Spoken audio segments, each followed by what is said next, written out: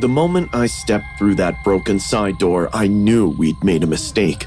But Maggie was already inside, like some eager ghost hunter, camera flash illuminating the forgotten corners of what was once just another fast food joint. Leo, you've got to see this. She called back. There's actual satanic shit scrolled everywhere. I followed reluctantly. My boots crunched over broken ceiling tiles. The abandoned Wendy's looked like it had been frozen in time and slowly picked apart by decay. Overhead, fluorescent lights flickered without rhythm, which was strange since the place was supposed to be without power. This place is such a letdown, I said, trying to mask my unease with sarcasm. We drove 2 hours for this?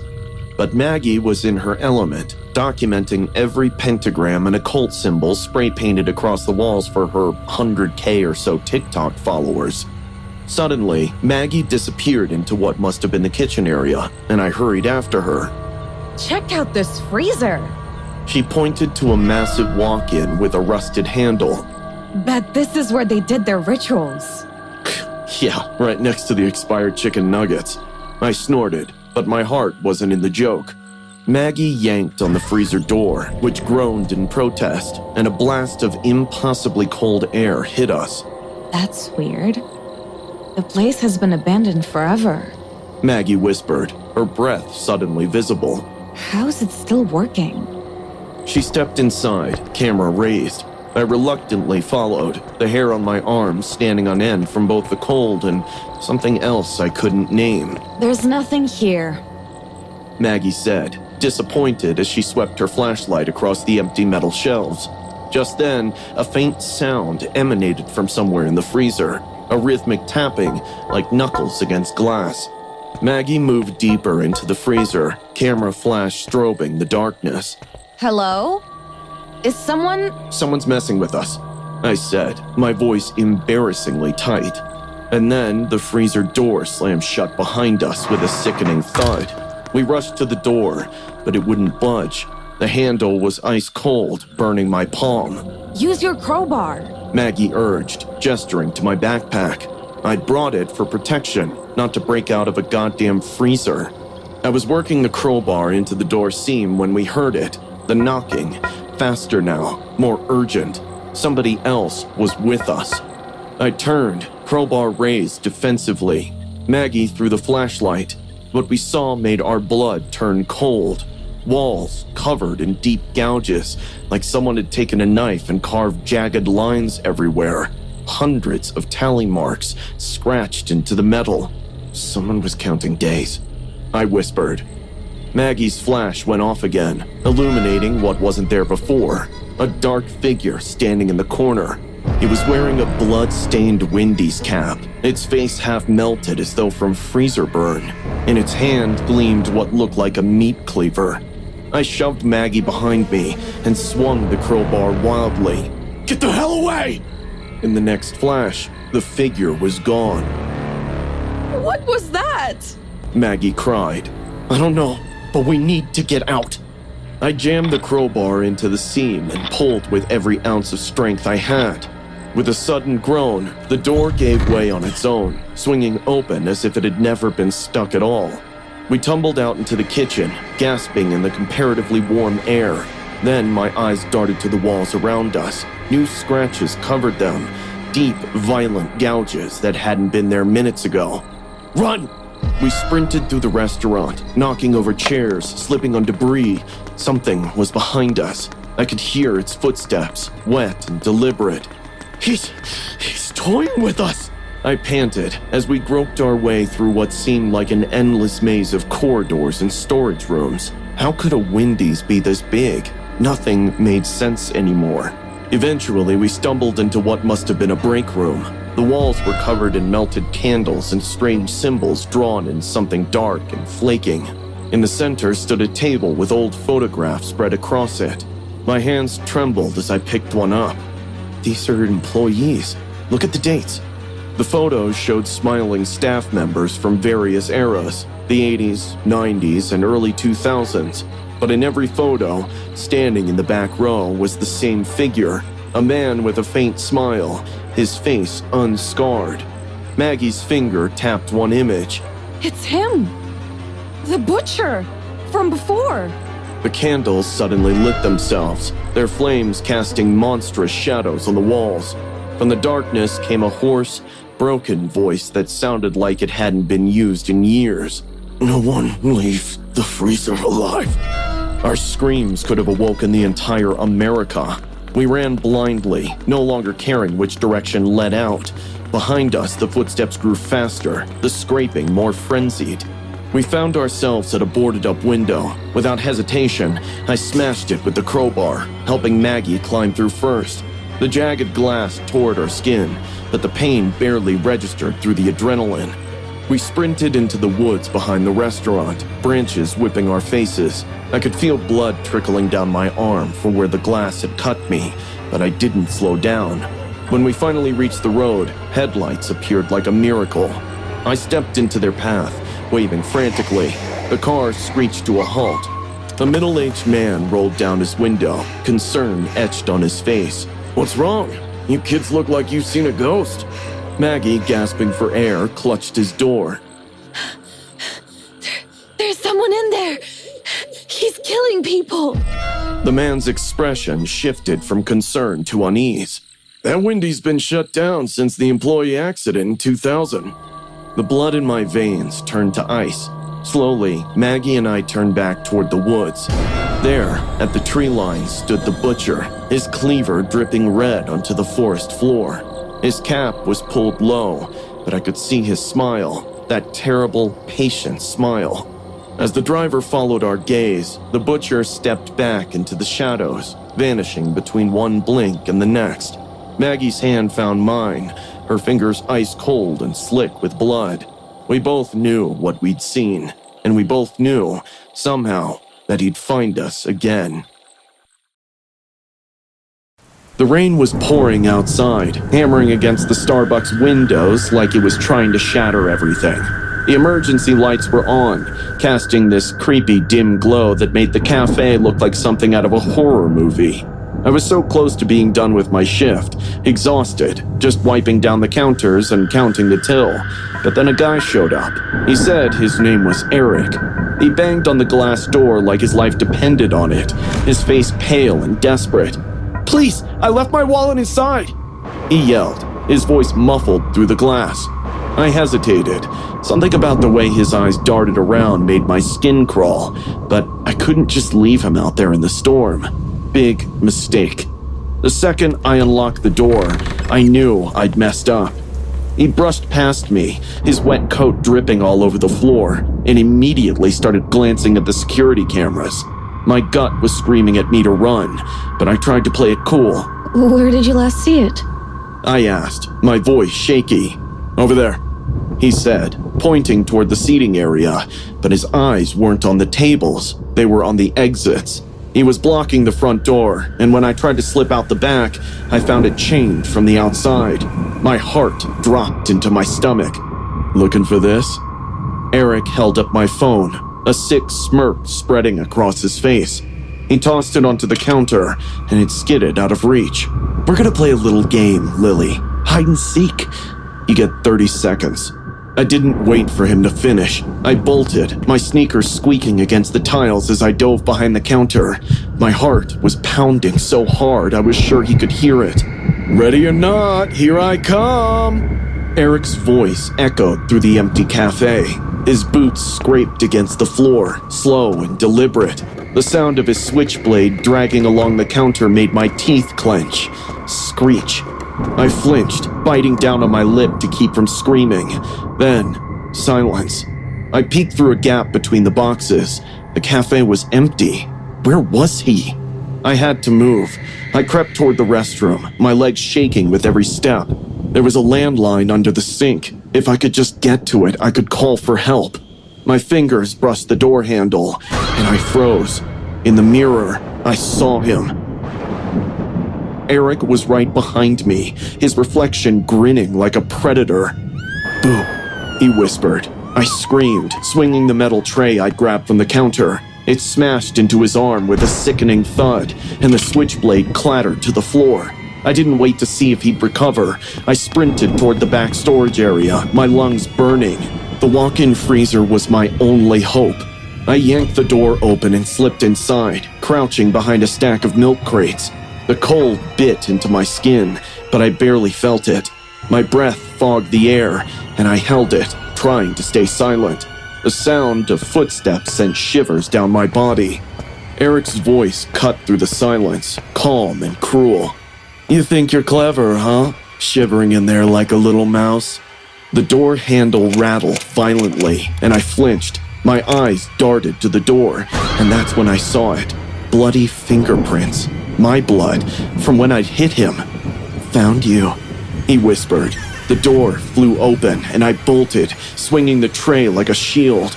Eric lunged at me, his blade slicing through my arm.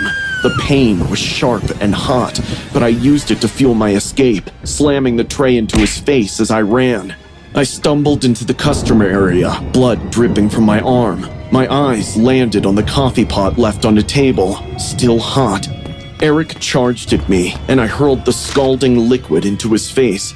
He screamed, clawing at his skin, and I didn't hesitate. I grabbed a broken chair leg and slammed it into his knee. He crumpled to the floor with a howl. The front door. I had to get to the front door.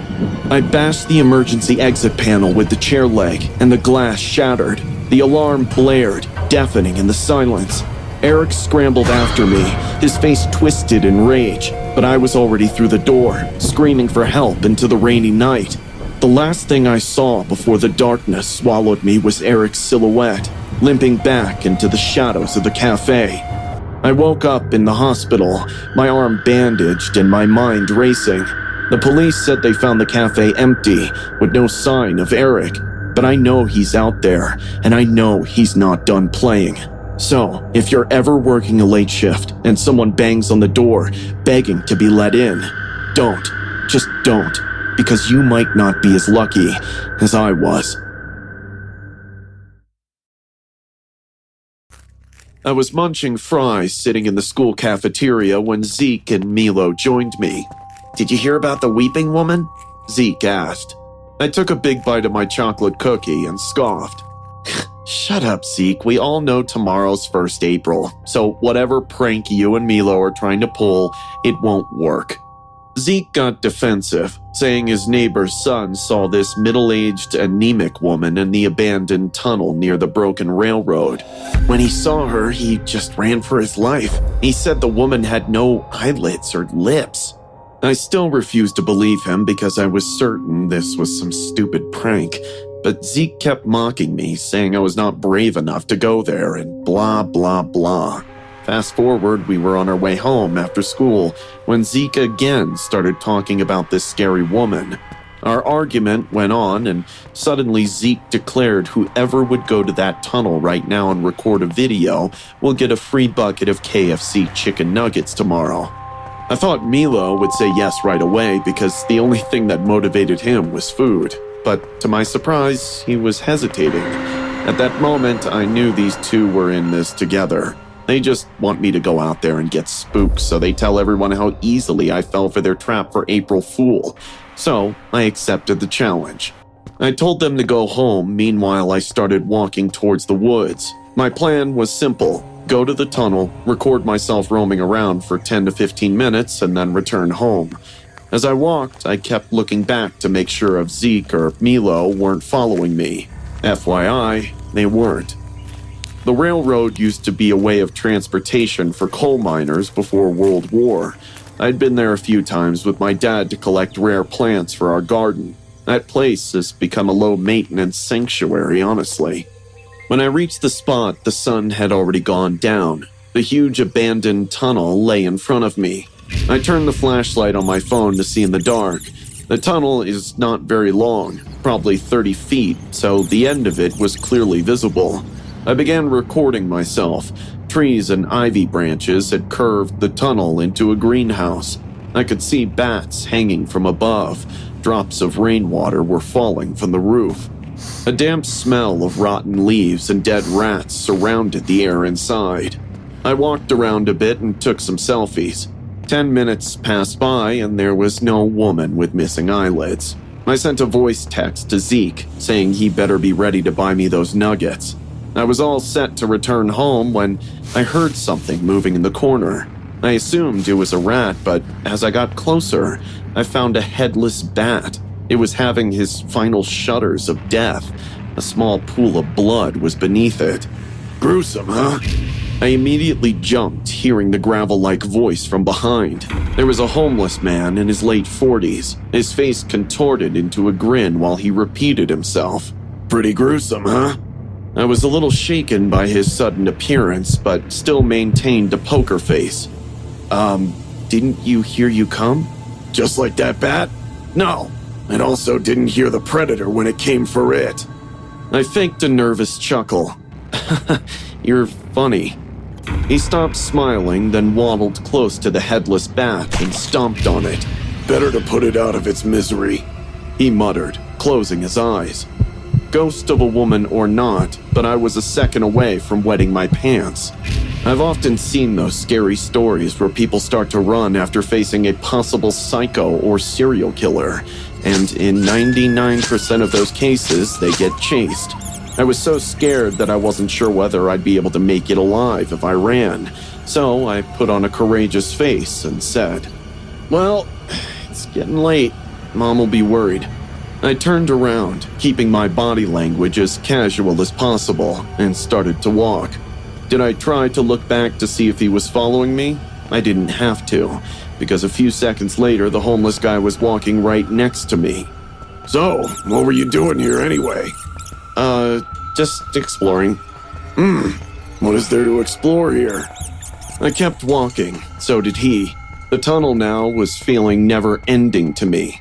Nothing, just a casual stroll, I muttered.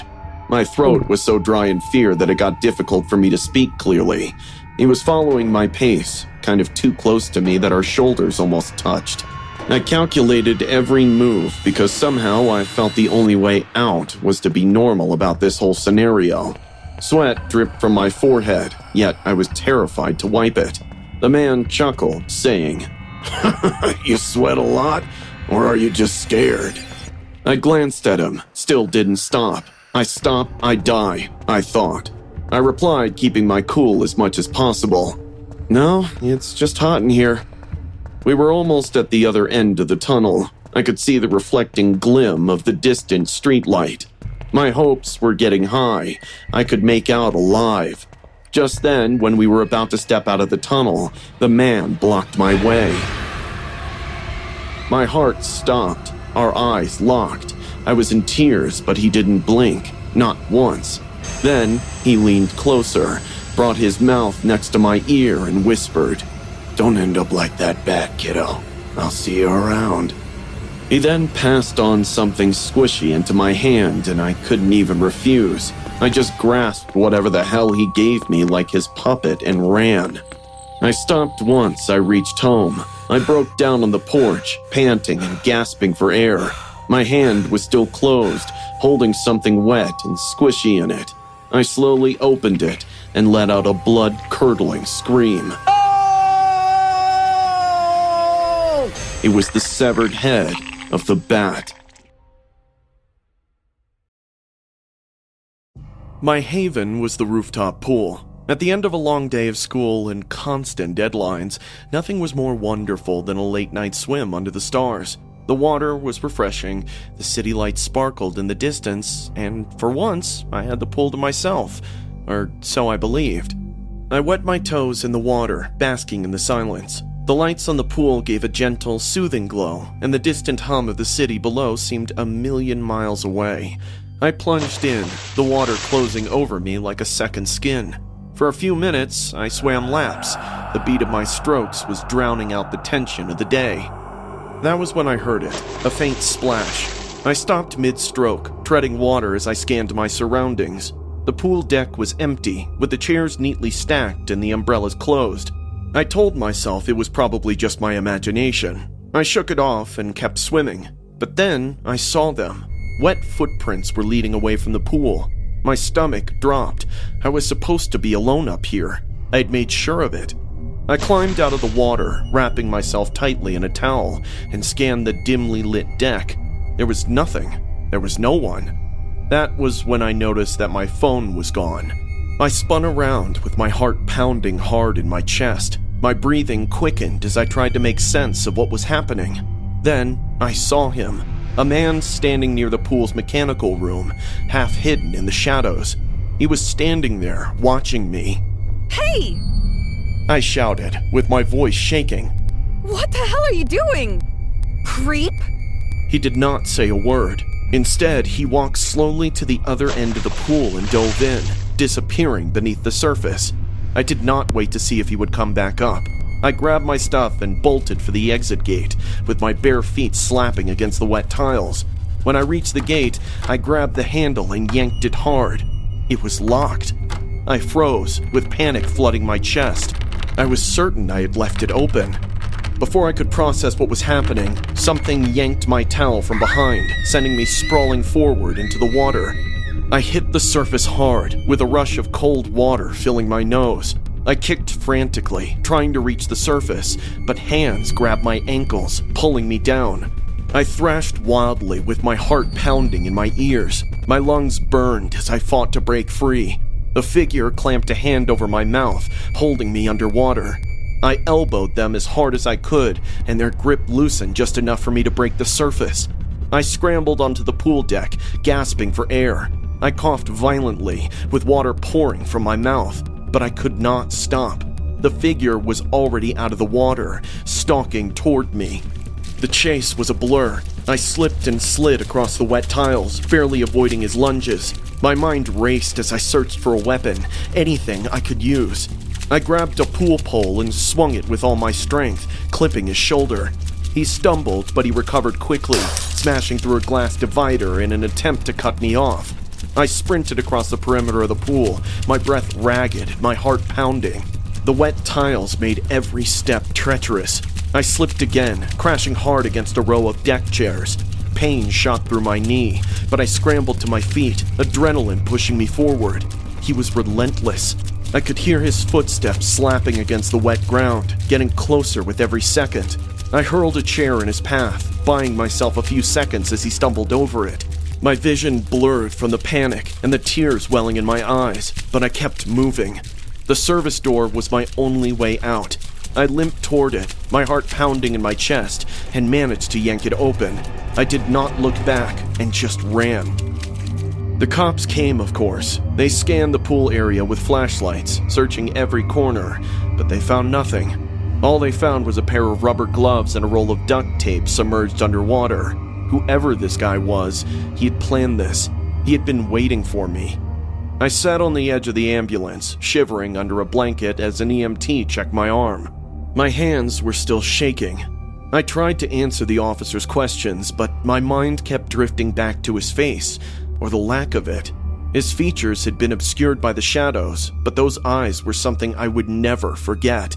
I'm glad I made it out alive. I know how lucky I am. But every time I close my eyes, I see his shadowy figure stalking toward me. I see the way he moved with calm precision like he had done this before. I wonder if he's still out there, waiting for another chance.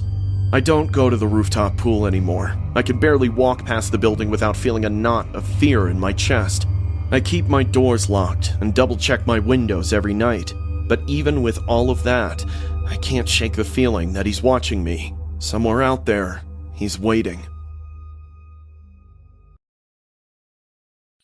The streets were empty, carrying the quiet that made you feel like you were the last person on Earth. I was walking home from the library, my backpack heavy with textbooks, when I heard it, the faint, tinny sound of an ice cream truck jingle. It was late, way too late for ice cream, but the sound was weirdly comforting. I followed the music because my curiosity got the better of me. The truck was parked near the edge of the neighborhood, with its colorful lights flickering in the dark. The jingle played on repeat, which made it cheerful and eerie at the same time. Hello? I called out as I stepped closer. The truck looked empty, but the lights were on and the music was blaring. I figured maybe the driver was inside, so I knocked on the window. That was when he appeared. A man in a mask, one of those creepy, featureless ones, popped up from the back of the truck. Before I could scream, he grabbed me with a grip like iron. I kicked and thrashed as hard as I could, but he was too strong. He dragged me inside and slammed the door shut behind us. Everything went black. I woke up shivering, with my teeth clattering so hard I thought they might crack. The air was freezing, and I realized I was in the truck's freezer compartment. My hands were tied with a rough rope, and my breath came out in white puffs. The truck was moving, with the jingle still playing. I could hear the driver whistling along, his voice muffled but cheerful. "Hope you like Rocky Road," he said through a small vent. "You're in for a rough ride." My heart raced as I struggled against the ropes. That's when I saw it, a jagged edge on a metal tray just within reach.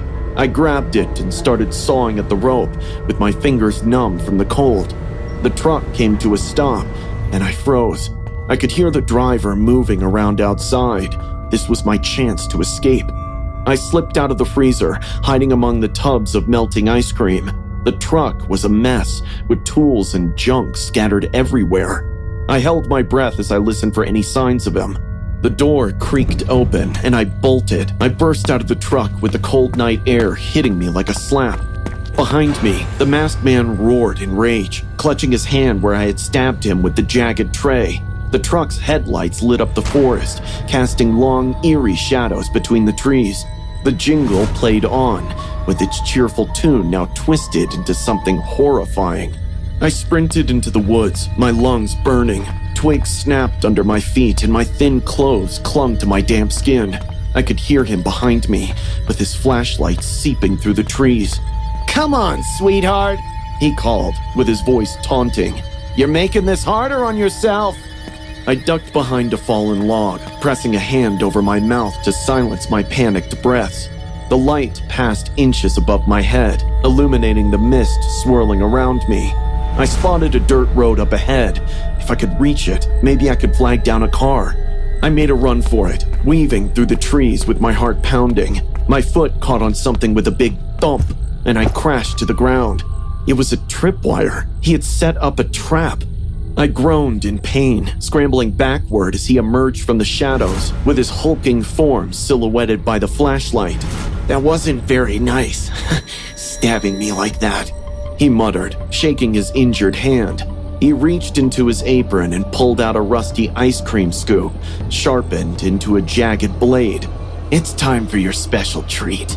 My eyes darted around desperately, and then I saw it. It was a rusty tire iron, half buried in the dirt a few feet away. I lunged for it, just as he grabbed my ankle, yanking me back. I twisted onto my back and kicked, sending a spray of dirt into his face. I grabbed the tire iron and swung wildly, connecting with his knee. He howled in pain, collapsing onto all fours, and I didn't stop. I raised the tire iron again and brought it down on his shoulders, his back, and his head, over and over again. The masked man lay still, with the mud beneath him darkening with blood. I staggered to my feet, panting and trembling. I stumbled onto the road, barely able to stay upright. A pair of headlights appeared in the distance. A car. It felt like salvation. I waved frantically, with tears in my eyes. The car slowed down, and I felt a wave of relief wash over me. The car door opened, and a woman with warm brown eyes helped me into the vehicle. My whole body was shaking, my clothes mostly ripped and wet. She asked me if I was okay. I replied, "I'm good. Just take me home." and got in, my grip tightening around the seatbelt. When I got to my house, I stumbled out of the car and banged on the door as hard as I could. My parents' face turned white when they saw me, covered with blood, shivering, and barely able to keep my balance. My mom wrapped me in her arms, weeping out loud, and my dad called 911. The police arrived in a minute. I told them everything: the ice cream truck, the freezer, the woods. The police searched the area but found nothing. No truck, no man.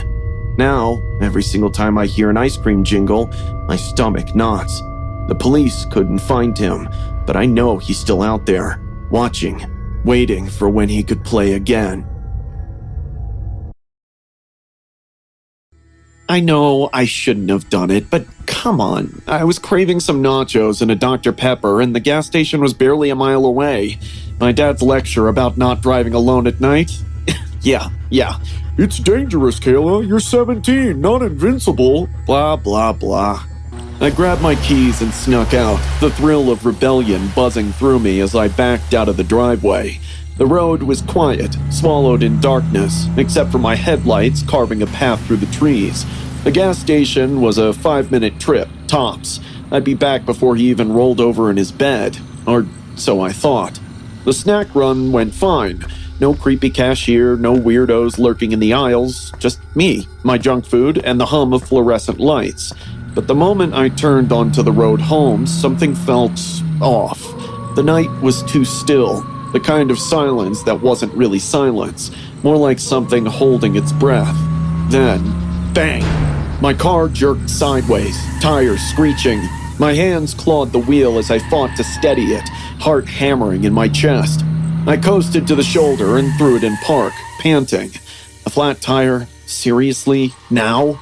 I grabbed my phone, but, of course, no signal. The woods loomed on either side of the road, thick and endless.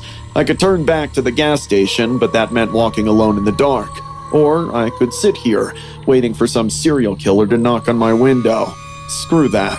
I pocketed my phone and stepped out, the night air thick against my skin. The crunch of gravel under my sneakers sounded way too loud. I told myself I'd be fine. It was just a mile or so. I'd jog if I had to. The road stretched out before me, swallowed by shadows. Each step felt heavier, like the darkness was pressing down on me. The only sound was my own breathing and the occasional rustle from the trees, possibly just a raccoon or a deer. Then I heard it. Footsteps. At first, I thought I was imagining it. I stopped. So did they. A chill crawled up my spine. I swallowed hard and picked up my pace. The footsteps matched mine. Quicker now. Closer. I spun around. Nothing. Just the empty road and the whispering trees. My heart pounded so loud I could feel it in my skull. Nope. I fumbled for my phone, flipping on the flashlight. The beam cut through the darkness, shaking in my trembling hand. And that's when I saw it. Half hidden in the trees, barely visible, sat a rusty old truck. The driver's side door hung open, swaying slightly, like someone had just stepped out. My stomach turned into knots. Then, near my car, I saw them. A pair of boots. Someone was crouching behind my car, just watching me. Every instinct screamed, run. I took off, feet slamming against the pavement, lungs burning. The footsteps behind me exploded into a full sprint. They weren't just following me, they were chasing me. I didn't dare look back. The sound of their steps was getting closer, too close. I could hear heavy, uneven breathing, the unmistakable sound of someone trying to catch up. My heart jackhammered. The gas station flickered into view, neon lights buzzing like a beacon. Almost there. My legs screamed, my breath ragged, but I pushed harder, reaching. Something grazed my jacket, a hand. My scream tore through the night as I wrenched myself forward, adrenaline drowning out the fire in my muscles. I slammed through the door, gasping for air. The cashier, a tired-looking guy in his 40s, glanced up, startled. "You okay?" I spun around, chest heaving. The parking lot was empty. No footsteps, no shadowy figure. Just the quiet hum of the night pressing in against the glass.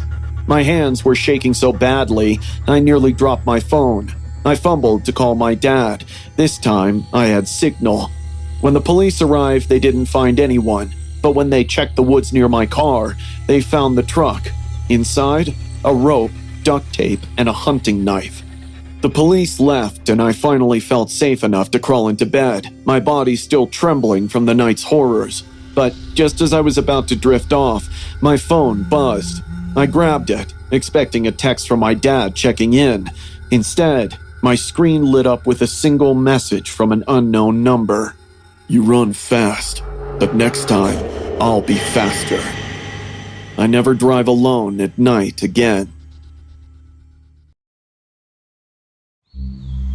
I had never believed in fate, but when I met Orion, it seemed the universe had put us together. She wasn't like any other girl I had been with. She was quiet, sweet, and shy around other guys. The way she tucked a strand of her blonde hair behind her ear when she was blushing, my heart literally thumped in my chest like some jackhammer. I thought she was the one. I proposed and she said yes right away. No second guesses, no questions asked. Within a week, she was living with me. I didn't even have to ask her. It felt like a dream. Until it wasn't. The first time I heard her in the guest room, I thought she was sick. There were voices, muffled, like arguing, more like she was fighting with herself. Then came the screaming. 1 week later, it was overt, angry sometimes and desperate other times. The morning after, I asked her about it, as she had just come out and looked very tired. I have sleepwalking issues. Sometimes I put on a movie or something to calm down. She muttered. Don't worry about it. I wanted to trust her, but more and more things were getting out of hand. She treated her laptop as if it were a treasure chest. One morning, while we were having breakfast, I reached for the laptop to check my emails. Don't! She screamed, lunging across the table. Before I could react, the salad fork buried itself into the back of my hand. I yelped, blood trickling between my fingers. Oh, God. God. I didn't mean to. I'm sorry. I'm so sorry. Orion sobbed, cradling my injured hand. She cried for hours that day. I forgave her. I shouldn't have. I found her secret that night. Orion was asleep beside me, as usual, but I was gnawed by curiosity. I slipped out of bed and went into the guest room. The laptop was on a guest that's in incognito mode. The tab read, Sizzlin' Susie. I clicked. The screen filled with images and videos of her, though she looked nothing like Orion I was in love with.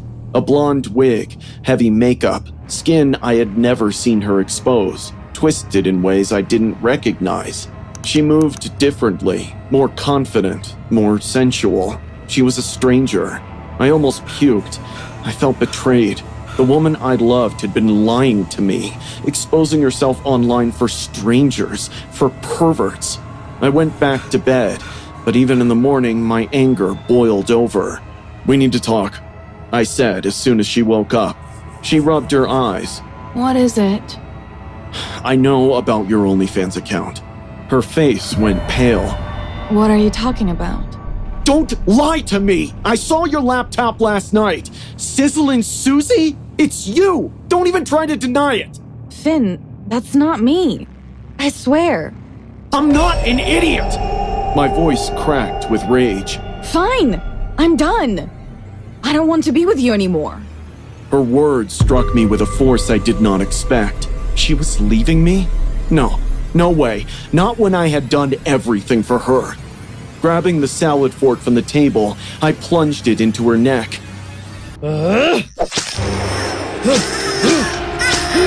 Again and again. Her voice became gurgled gasps that faded into silence. Blood spurted out all over the floor as her body stiffened and then started twitching. I stared at the body for quite a while. The weight of what I did bore on my unsteady chest. I took her under the arms, wrapped her in a black plastic bag, and in panic, moved her toward the door, unsure where to dump the corpse. I had almost turned the knob when the doorbell rang. My heart stopped. I wiped my face with my sleeve, swallowed hard, and cracked the door open. A woman stood outside. The woman from the OnlyFans page. Hey, you must be Finn. I'm Susie. I couldn't breathe. I know this is awkward, She said, glancing down at her hands. but I had to come. Orion and I, well, we don't talk much. She's ashamed of me. I get it. But I started OnlyFans to make ends meet. And when she found out, she begged me to quit. Said she finally found someone special and didn't want you to misunderstand. How did you find me? My voice cracked. Orion finally reached out a few weeks ago. Told me about you. I figured I'd meet you before someone else spilled the truth. My vision blurred. Orion had been telling the truth. The screams? She must have been begging Susie to stop, fighting to protect what we had. But none of that mattered now. Come in, I said, forcing a smile. Orion's been dying to see you. Susie's face lit up. Oh, such a relief. I knew she couldn't stay mad at me. Susie stepped inside. I followed her in, closing the door slowly behind me. The click of the lock seemed deafening. As the door shut, I glanced over my shoulder. Susie was looking around the living room, unaware of the dark red pool seeping from the plastic bag in the corner. I stared at her back, and something hot burned behind my eyes. Tears rolled down my face as I clenched my fists. I had no choice now, no way out. Susie turned around, stared at my face for a few seconds, then asked in a confused voice, Are you okay? I forced a smile. Yeah, will be. I reached for the salad fork still sitting on the table. I smiled, my face wet with tears, but a voice whispered in my head, Get it together, Finn. After all, you have 2 bodies to dump tonight.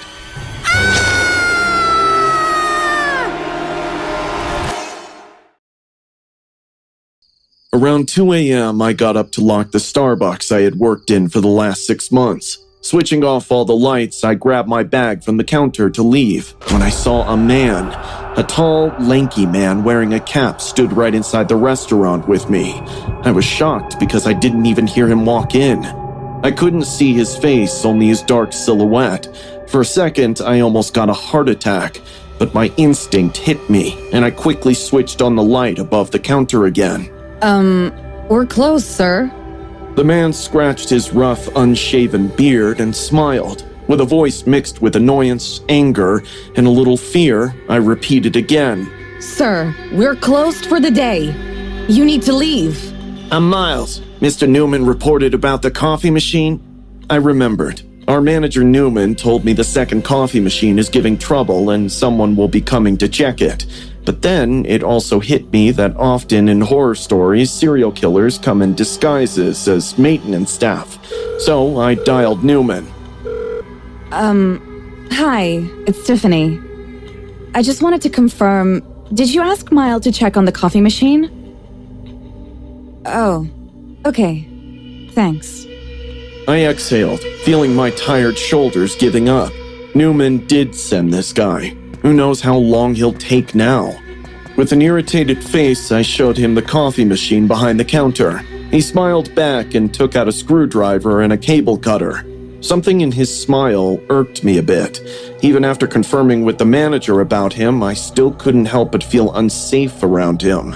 Maybe it's just an inherent trauma response to being a woman, I thought. He began working on the machine and I slouched back on a chair, cursing Newman in my head. I started watching videos again, but every 3 seconds I could notice Miles glancing back at me. At one point, I asked him, Do you need something? Nope, all good. He then said something funny and I chuckled. I thought in my head that Miles was not that bad. I was probably watching too many of these scary stories. But a few minutes later, when I asked him, How long will it take? He stopped what he was doing and slowly turned towards me. The counter light was just above his head. I could see his face a little too clearly now. He looked, well, not happy. His left eye twitched weirdly and he asked, Why? I thought you were enjoying my company. The way he said it, the amount of conviction in his tone spooked me. It was as if he couldn't believe I wanted to leave. To manage the situation, I chuckled casually again. No, I'm just really tired. He got back to what he was doing while muttering, Women shouldn't work so late at night. It's not safe, you know? The unsafe feeling rushed back again. I took a snap of Miles without him noticing and sent it to Mr. Newman. I texted, Can you please call him and tell him to come tomorrow so I can go home? It's really late. A few minutes later, Mr. Newman texted back. As soon as the notification popped up, I clicked on it. Cold sweat appeared on my forehead once I saw his reply. Mr. Newman had texted, That's not Miles! Miles is my niece, Tiffany! I could feel my frozen body weighing heavy on that chair. I wanted to run for the door, but I knew he would reach me first before I reached the exit. I can't call 911 because that would directly challenge whoever this man is, and I don't want to do that. With trembling hands, I texted Newman back. Call 911. I saw him go offline right away and knew he was on it. Now I have to wait here patiently till the cops arrive. I just hope when they do arrive, they find me alive. Is that boyfriend? The fake Miles asked me with his back to me, pretending to fix the coffee machine. I let out a nervous smile, saying, My fiancé. He's just worried why I'm not home yet. Pretty caring. Good for you. I smiled even though I was dying inside. The best way to keep him engaged is to entertain his small talk. So I asked a question that was already eating my mind. So... How long do you know Mr. Newman? Oh, I don't. I know his niece. We dated for a while. I see. It's good you two are still friends after breakup. He suddenly looked back at me. His eyes were glowing now. Holding the cable cutter, he moved his hands through the wires, face still turning towards me. Then, suddenly, I heard the cable cutter falling on the floor. He made a small whimper and lifted his hand to the light. The tip of his index finger was gone, chopped off clean. Blood was dripping from the wound, yet he wasn't even flinching. He smiled casually, put his finger inside his mouth, and started sucking the blood. His eye wasn't even blinking, like he had no realization of pain. I got up shaking. You need to go to a hospital. Let me call for help. Taking out the finger from his mouth, he smiled again.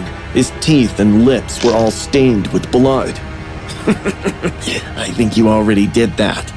My heart jumped into my throat. He picked up the cable cutter from the floor. I stepped back in horror, thinking he would lunge at me at any moment. But he slowly went for the exit, opened the door, and looked at me one last time. Tell Newman I'll always love Miley. Oh, and he should get a new coffee machine. And then he left, just like that. When Mr. Newman came with the cops, I was unable to speak for quite some time. They found a severed top of an index finger near the broken coffee machine. My fiancé came to pick me up. We went to the station, and there I said all that happened. Mr. Newman disclosed that he helped his niece getting a restraining order against her crazy ex-boyfriend last week. He stalked her for days even after they broke up. It isn't hard to guess that Miley, aka Miles' ex, is still stalking her secretly. I'm just glad he's not my ex. As the vehicle skidded into the Wendy's parking lot, heavy rain was coming down in sheets, slanting sideways. Dude, I'm starving. I need a Baconator, or I'm gonna die. Fig slurred from their seat, his breath stinking of tequila. I told Fig to seat behind me because my passenger side window doesn't open, and I feared the drunk moron might vomit on me. You're not gonna die, you're just drunk and being dramatic. In actuality, we had just left a house party. The drive-thru held the same emptiness as the interior of the restaurant, without cars or voices, just a fixed humming from the intercom system. I came to stop in front of the speaker and waited. 5 seconds later, a voice came through. Wendy's, may I take your order? The voice was cartoonish, high-pitched, sing-song, almost mocking a little girl. Before I could respond, the drive-thru window slid open. There was a middle-aged man in a red wig, his hair pulled messily into two pigtails that were greasy and ratty. The blue and white striped dress made from poor quality fabric clung to his sweaty body. His sagging chest was stuffed with bundles that looked like plastic bags. The white apron he was wearing had something on it that wasn't ketchup, and he smiled at us. Welcome to Wendy's. What do you want, fellas? He chirped. I instantly felt sick to my stomach. What the hell? Fig burst into laughter. Holy shit! It's Wendy herself! Hey, where are your freckles, lady? The man's smile never wavered. He leaned on the windowsill, resting his chin in both palms, batting his lashes. Oh, you are a naughty boy. His voice was syrupy and purring with a lisp. You keep talking like that and you'll make this girl blush. Fig continued to howl in laughter. Oh God, bro. What the hell is this? I shifted uncomfortably, gripping the steering wheel even tighter. Could you just order your food? I said, trying my best to ignore him. But Fig, bloody drunk Fig, leaned out the window slightly, slurring insults between giggles. Hold on. You ever kiss your dad dressed like that? Bet he loved it, huh? The man's eyes narrowed slightly. The smile didn't falter, but something shifted behind his gaze. The man's left eye twitched, like it was the calm before the storm. You think you're funny, don't you? You bad, bad boy. I tried to be the rational one and screamed out orders sitting inside the car. The man let out a sinister smirk and then disappeared into the kitchen. His pigtails jauntily bounced when he turned. Dude, I can't breathe. That guy is insane. I was quiet, his look still fixated out the window. Something was off. The man had taken too well. 15 minutes later, he was back. The man leaned halfway out with our food. He had a little tremble in his arms, but his eyes were locked on Fig. Come on, naughty boy, he sang softly. Come get your treats. Still laughing, Fig and his still-warmed torso half popped out the window to grab the bag. That was when the man grabbed him. It happened unbelievably fast, and I didn't see it coming. One bony hand firmly clamped around Fig's outstretched wrist, the other thrust into his hair, pulling hard. Fig yelped. What the hell? Hey! But the man was strong, too strong. Fig's legs whipped and kicked. His sneakers had little traction on the leather seats. His arms pinwheeled helplessly. How about some kisses from this naughty girl? The man shrieked as he made a violent pucker with his lips. Fig screamed. The man's stinking breath rolled over him, a fetid cocktail of cigarettes, grease, and rotting teeth. The first kiss landed sloppily on Fig's cheek, the other on his forehead. Then he licked Fig's nose, leaving a trail of slime. You taste so sweet! His voice was babyish and breathy, sending chills down my spine. Oh, no! Fig thrashed violently, his face contorted with terror. I grabbed Fig's legs and started pulling him with all my strength, but the man's grip was inhuman. Fig's legs slipped farther out, his torso bent over the window frame. Let go of him, you freak! I roared, clawing at Fig's belt to keep him from being dragged out. But the man kept giggling, peppering Fig with wet, smacking kisses. Blood vessels popped in Fig's face from screaming. I let go, not of Fig, but of my fear. Fig, just hold on for a second, please! I threw open the car door and stumbled out into the rain. I could hear Fig screaming. Hurry up, he's gonna pull me in! His sneakers slipping on the slick pavement. His eyes darted around wildly. A traffic cone sitting at the edge of the driveway. Without thinking, I grabbed it. The plastic was slick and heavy, filled with sand at the base. I sprinted back to the car and swung. The first blow landed across the man's face, sending the man's wig flying. The second cracked against his jaw, making teeth clatter onto the ground, but he didn't let go. Fig was still hanging halfway out of the window, kicking and screaming. I screamed like an animal, swinging over and over. The foam cone struck the man's face. His cheeks split and the flesh peeled back. Blood sprayed out across the pavement, and at last, the man released Fig. He fell back into the car and scrambled frantically into the back seat. Go, go, go! He screamed, blood splattered across his face. I didn't look back. I threw the car in reverse and peeled out of the drive-thru. As we got away, Fig cried. He was shaking like a leaf. I hung onto the steering wheel like it was the only thing keeping me alive with white knuckles. Neither of us said anything. But just as we were getting clear of the parking lot, Fig glanced at the rearview mirror. A man stood at the window. Blood ran down his face, his dress, and his apron. His left eye was swollen shut, but he was smiling and waved. I was washing last night's dirty dishes and watching Reggie finish his bowl of cereal with his eyes fixated on his phone. Not once he looked back at me. It's been 4 years since Reggie and I tied the knot, and I could see the spark extinguishing already. What happened to us? What happened to my dear husband who couldn't stay a second without touching me?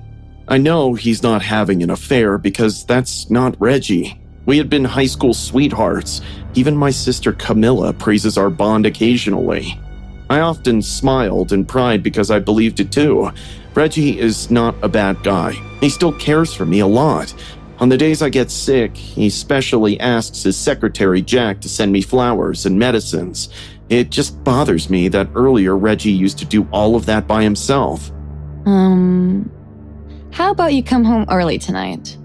I can fix us dinner, and maybe something more. He laughed. It wasn't a romantic laugh, but rather a laugh that hinted I was being silly. You know, I can't, Diana. I have 3 meetings back to back. Let's do this some other time, okay? I watched him get up, grab his bag, and leave, giving me a goodbye smile.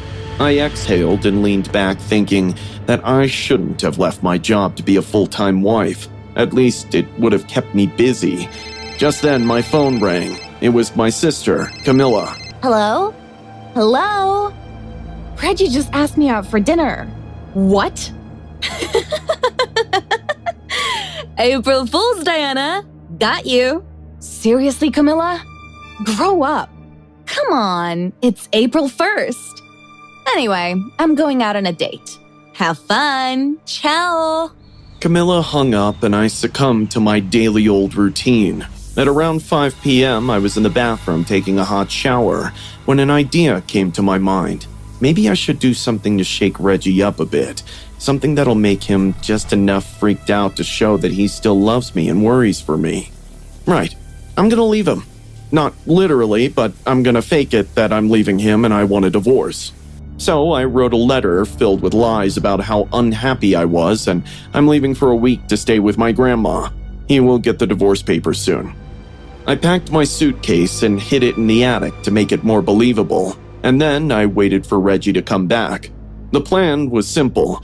As soon as I hear our car pulling into the driveway, I'll run and hide in the bedroom closet.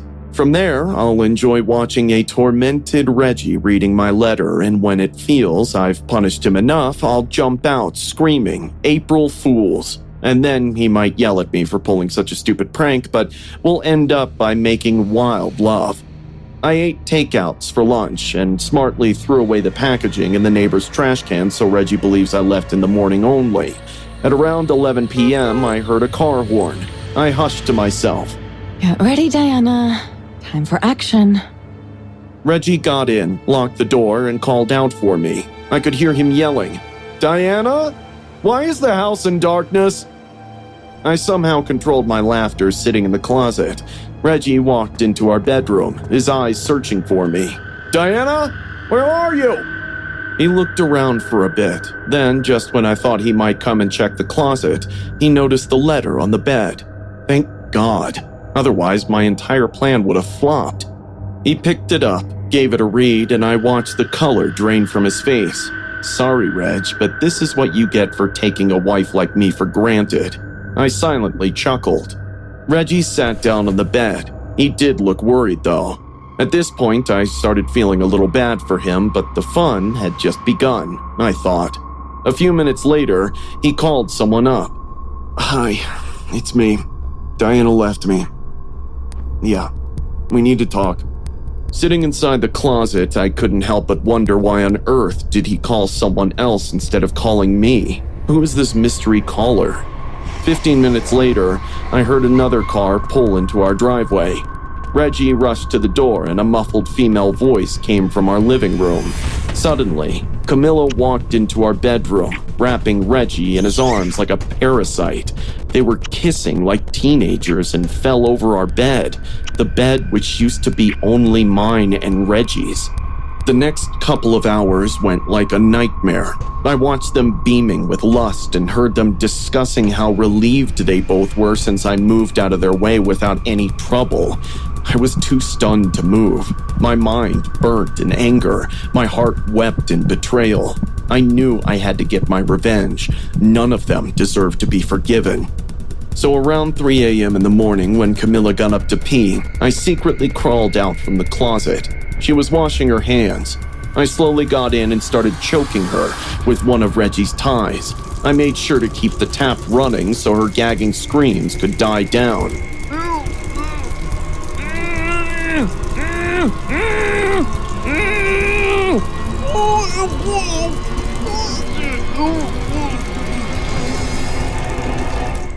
It took some time, but it gave me a hell lot of relief. Can you believe this? This witch just mocked me in the morning, saying she was having an affair with my husband, and she actually was. How evil people can be.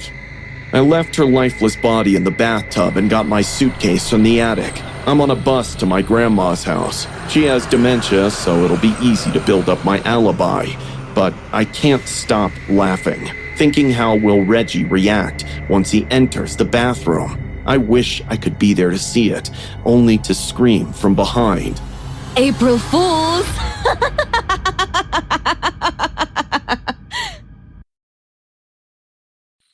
I should have taken the long way home.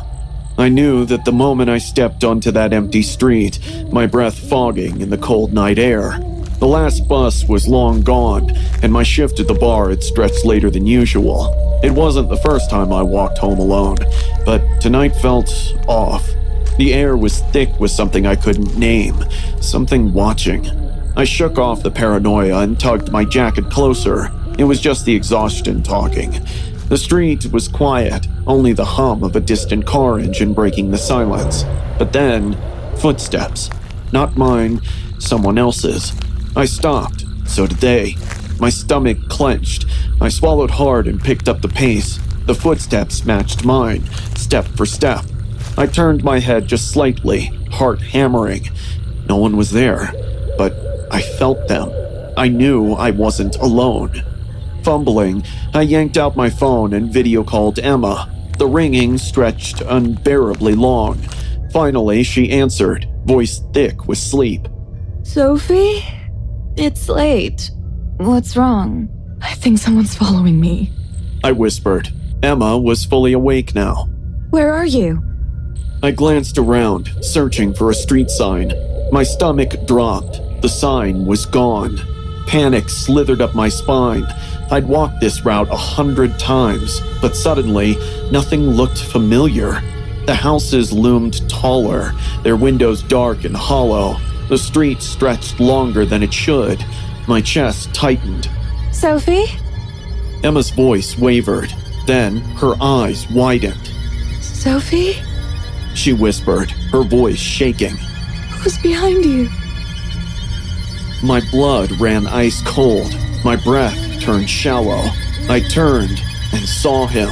A man stood in the middle of the street, perfectly still, too still. A hood covered his face, but something about the way his head was tilted, just a little too far, made bile rise in my throat. He wasn't just watching, he was studying me. Then he moved. He ran straight at me. I screamed and bolted. My legs burned, but I didn't stop, didn't think, just ran. I cut down an alley, heart hammering so hard it hurt. A dead end. No. I whirled around. Silence. He was gone. Panting, I backed against a house, clutching my phone and shaking hands. No signal, no escape. A sound, a soft rustling, not in front of me, above. My breath seized. Slowly, I looked up. He was on the roof, staring down at me, motionless, soundless, just standing there. Terror gripped me. Every nerve in my body screamed to move, but I was frozen in place. His hood shifted slightly, as if he were tilting his head further, analyzing my fear. My breath hitched. Then he lunged. I barely dodged. My feet stumbled over the pavement as I bolted for the main road. My heart pounded so violently I thought it might burst. My vision blurred with panic, but I couldn't stop. I turned a corner, wrong turn, another alley, another dead end. A low, distorted breath like static on a radio drifted behind me. I spun, my back pressed to the brick wall. The man was there, closer. The dim glow of a streetlight cast his silhouette, unnaturally tall, head still angled unnervingly far to the side. My fingers fumbled, dialing 911. No service. Why was there no service? A single step forward from him, then another. I gripped my phone like a lifeline, hand shaking so violently I almost dropped it. My legs were bricks. I couldn't run again. He was too close, a voice, deep, distorted, a whisper that slithered into my ears. You shouldn't have taken the shortcut. My heart nearly stopped. My stomach twisted violently. He spoke. A car, headlights cut through the darkness. I turned my head, my voice catching in my throat. Without hesitation, I threw myself into the road, waving frantically. Brakes screeched. The car skidded to a halt. The driver's door flung open. Sophie? What the hell are you doing? Mr. Dawson, my neighbor. I didn't answer. I yanked open the door and dove inside. Drive! Just drive! I screamed. Mr. Dawson hesitated only a second before slamming his foot on the gas. The car lurched forward, tires screeching against the pavement. I curled into the seat, trying to steady my breathing. My skin was cold, clammy. My heartbeat still pounded like a war drum in my ears. Mr. Dawson glanced at me. What the hell happened? I couldn't answer. My throat felt raw, my mind still spinning. My fingers gripped the fabric of my jeans like it was the only thing keeping me tethered to reality. But then, as we passed under a street lamp, my stomach dropped. A shadow, standing at the edge of the woods, still watching. And then, he smiled. I squeezed my eyes shut. I never walked alone at night, ever again. As I grew increasingly anxious, curling my hair, my eyes darted to the clock. Cassie, my roomie, lay sprawled on the bed as she scrolled through the reels. Okay, how well do you know him? She asked with a frown. I rolled my eyes, assuming she's just jealous. The Uber was downstairs waiting for me. It took me 20 minutes to reach the date location, a cozy cafe next to the highway. Once I stepped in, I saw Ryan in his black attire at the only empty table amidst a sea of couples in the cafe. I smiled, admiring his punctuality, a real rarity these days. Did I keep you waiting? I asked, but now I felt seated. No, just 30 days, 20 hours, and 5 minutes. We laughed out loud together, and right then and there, I knew I was going to have fun with this date. Conversation flowed easily. We laughed, flirted, and fed each other bites from our dishes. I was certain that if he invited me over to his place after dinner, I'd probably say yes. At around 9:30, Ryan excused himself to the bathroom. As he walked away, his handkerchief fell from his pocket. I bent to pick it up to return it, but somehow it didn't feel right. It felt heavier than I expected. Curiosity gnawed at me, and I unfolded it. My breath hitched in my throat. There was a shiny, sharp scalpel wrapped in it. Dried blood was still stuck to the blade. My body went right into the shutdown mode. Suddenly, Cassie's worries echoed in my mind. I must get out of here soon. Before Ryan could come back, I forced my face into a neutral expression. I slipped the handkerchief into my purse and steadied my hands. Ryan returned with a smile on his handsome face that didn't feel handsome anymore. All okay? He asked, scanning me. I nodded, forcing a smile. Yeah, just checking my phone. I pretended to eat, desperate not to raise suspicion. How about we go to my place for a couple of drinks? He suggested. Oh, actually, my roommate just called. She's sick. I'm sorry, but we have to call it a night. Ryan's expression shifted. His eyes darkened. Slowly, he picked up the fork from my plate. I noticed how he gripped it like a knife. Then, out of nowhere, he flattened his free hand against the table and began playing five-finger fillet. He was stabbing the fork between his fingers at an alarming speed. With every stab, his face turned scarier, nostrils flaring. The cafe's noise blurred into the background as I honed in on his rapid, erratic movements. The sound of metal against wood matched the racing rhythm of my heart. Ryan? My voice was barely above a whisper. What are you doing? He didn't answer. The fork struck faster. Stop, stop, stop. Ryan, stop it! It's not funny! His breathing grew heavier. Then, suddenly, his bloodshot eyes locked onto mine. A muscle in his face twitched. His pupils were dilated, wild. Still maintaining eye contact, he continued stabbing with inhuman precision. The tension coiled inside me, suffocating. I couldn't watch it anymore. It felt like any point he will stab his hand, resulting into a bloody mess. If you don't stop, I'm going to scream! I warned. He froze. A bead of blood pooled at the tip of his index finger. Yet, he didn't even flinch. His lips curled into a chilling smirk. I thought we'd get to spend more time tonight, he murmured. I swallowed hard. Well, we'll have to do that some other time. Ryan glanced around, realizing people at a nearby table were watching. He slipped the fork back onto the plate and sucked the blood from his finger. Then he gestured for the check. I wanted to offer to pay my half, but I couldn't bring myself to speak to him. 5 minutes later, we stepped outside. I muttered a quick goodbye and turned to leave, but before I could take a step, Ryan grabbed my wrist and yanked me toward him. Any other time, it would have been a scene from a romantic movie, but now it sent shiver through my veins. I thought you liked me, Laura, he said in an eerily soft voice. Of course I do.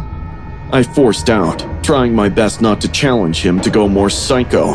His grip tightened, my pulse hammered. How about I call you tomorrow, huh?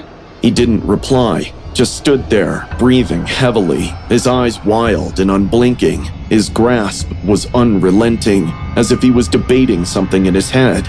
Then, without warning, he shoved me. He pushed me so hard that I lost control. I stumbled, barely catching myself before crashing onto the pavement. My knees scraped against the concrete. Searing pain shot through my legs. Blood seeped through my torn jeans. And then, he spat on me. Yes, he spat on me like I was some ugly sewage rat he's no longer interested in trapping. In a low, venomous whisper, he said something I'll never forget. When they find you, if they find you, you'll be unrecognizable. Best of luck, Laura. He turned around and went away. I saw him walking away, still frozen in place, my body trembling with my heart pounding so hard it hurt. One of the cafe workers who was taking out the trash saw me hunched up on the pavement and hurried over to me. He made a call to 911.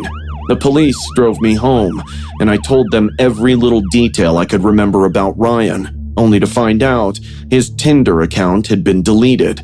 No one was able to track him down. Cassie and I went into a new apartment. I carry a taser and a can of mace for just in case. It's been a month to this first date, but I still get anxious around strangers. My trust issues are sky high, and I feel like locking myself in a room and never come out. My feet were killing me. 6 hours into my late night shift at Wendy's, I swear I could feel each bone grinding against the next. Nobody was around, except the usual handful of night owls. So I kicked off my sneakers under the counter. Sweet relief. That's when he walked in. Stringy hair that looked like it hadn't seen shampoo in weeks. His skin was so pale that it was almost translucent under the fluorescent lights. But it wasn't until I asked for his order that I realized he was a weirdo. His eyes never met mine. Instead, they were fixed somewhere below the counter. When I shifted my weight, his gaze followed the movement of my feet. Sir, can I take your order? I called out loudly. He blinked slowly, like someone waking from a trance. I need more time. My skin crawled as I walked away. Everything about him made my stomach knot up. Still, I busied myself wiping down the already clean coffee station, stealing glances at him. That's when I caught it, the slight movement of his arm, his phone angled under the counter. He was taking pictures of my feet. I quickly tucked them out of sight, heart hammering against my ribs.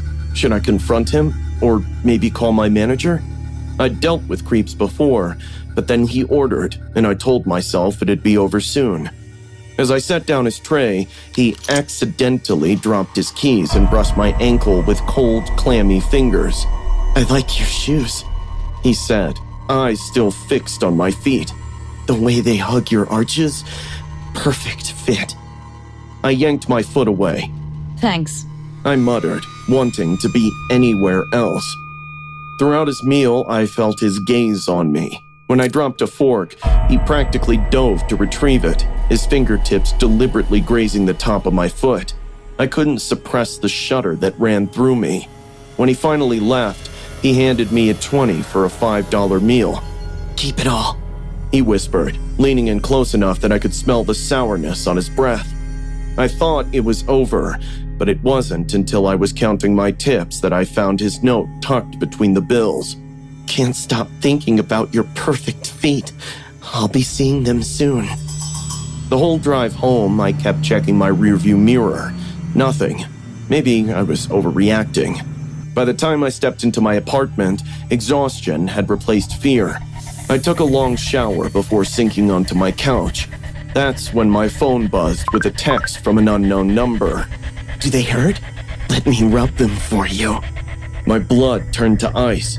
I dropped the phone and frantically checked my windows. They were all locked. I pulled down all the blinds and tried to calm my racing heart. Just some creep who had somehow gotten my number. I blocked him, and nothing happened for the next hour. Just as I was falling asleep, I heard it. A soft scratching noise under my bed. My throat closed up. I lay perfectly still, barely breathing, straining to hear. Nothing. Complete silence. Slowly, I leaned over, phone clutched in my hand like a weapon, and peeked under the bed. Empty. I let out a shaky breath, just my imagination. But when I turned back toward the window, my heart stopped. There he was, standing outside, barefoot on my second-floor balcony. He pressed his face against the glass, eyes wide and unblinking. In his hands were my sneakers, the ones I'd been wearing at work, the ones I'd left under the counter. His tongue dragged slowly across the sole, his eyes rolling back in ecstasy. I screamed, stumbling backward and knocking over my bedside lamp. By the time my eyes adjusted to the darkness, he had vanished. Then I heard it, the gentle creak of my back door opening. "You shouldn't have worn them tonight." His voice drifted from the hallway, soft and trembling with excitement. "You're gonna give them to me, Moira, and I'll take the feet too." I grabbed the ceramic vase from my nightstand and hurled it into the darkness. The satisfying crack of it connecting with flesh gave me just enough time to bolt for the front door, but he was faster than he looked. His hand closed around my ankle, yanking me to the floor. My chin cracked against the hardwood. "So beautiful," he moaned, his fingers trailing up my calf. "I've been watching them all night." I kicked wildly, my heel connecting with his face. The crunch of cartilage was sickening but satisfying. He howled, clutching his nose as blood poured between his fingers. I scrambled out the window, my bare feet slipping on the fire escape. Pain shot through my heel as something sharp sliced through it, but adrenaline pushed me forward. I could hear him behind me, breathing hard, his footsteps unnervingly quiet, like he was floating rather than running. The alley behind my apartment was a dead end.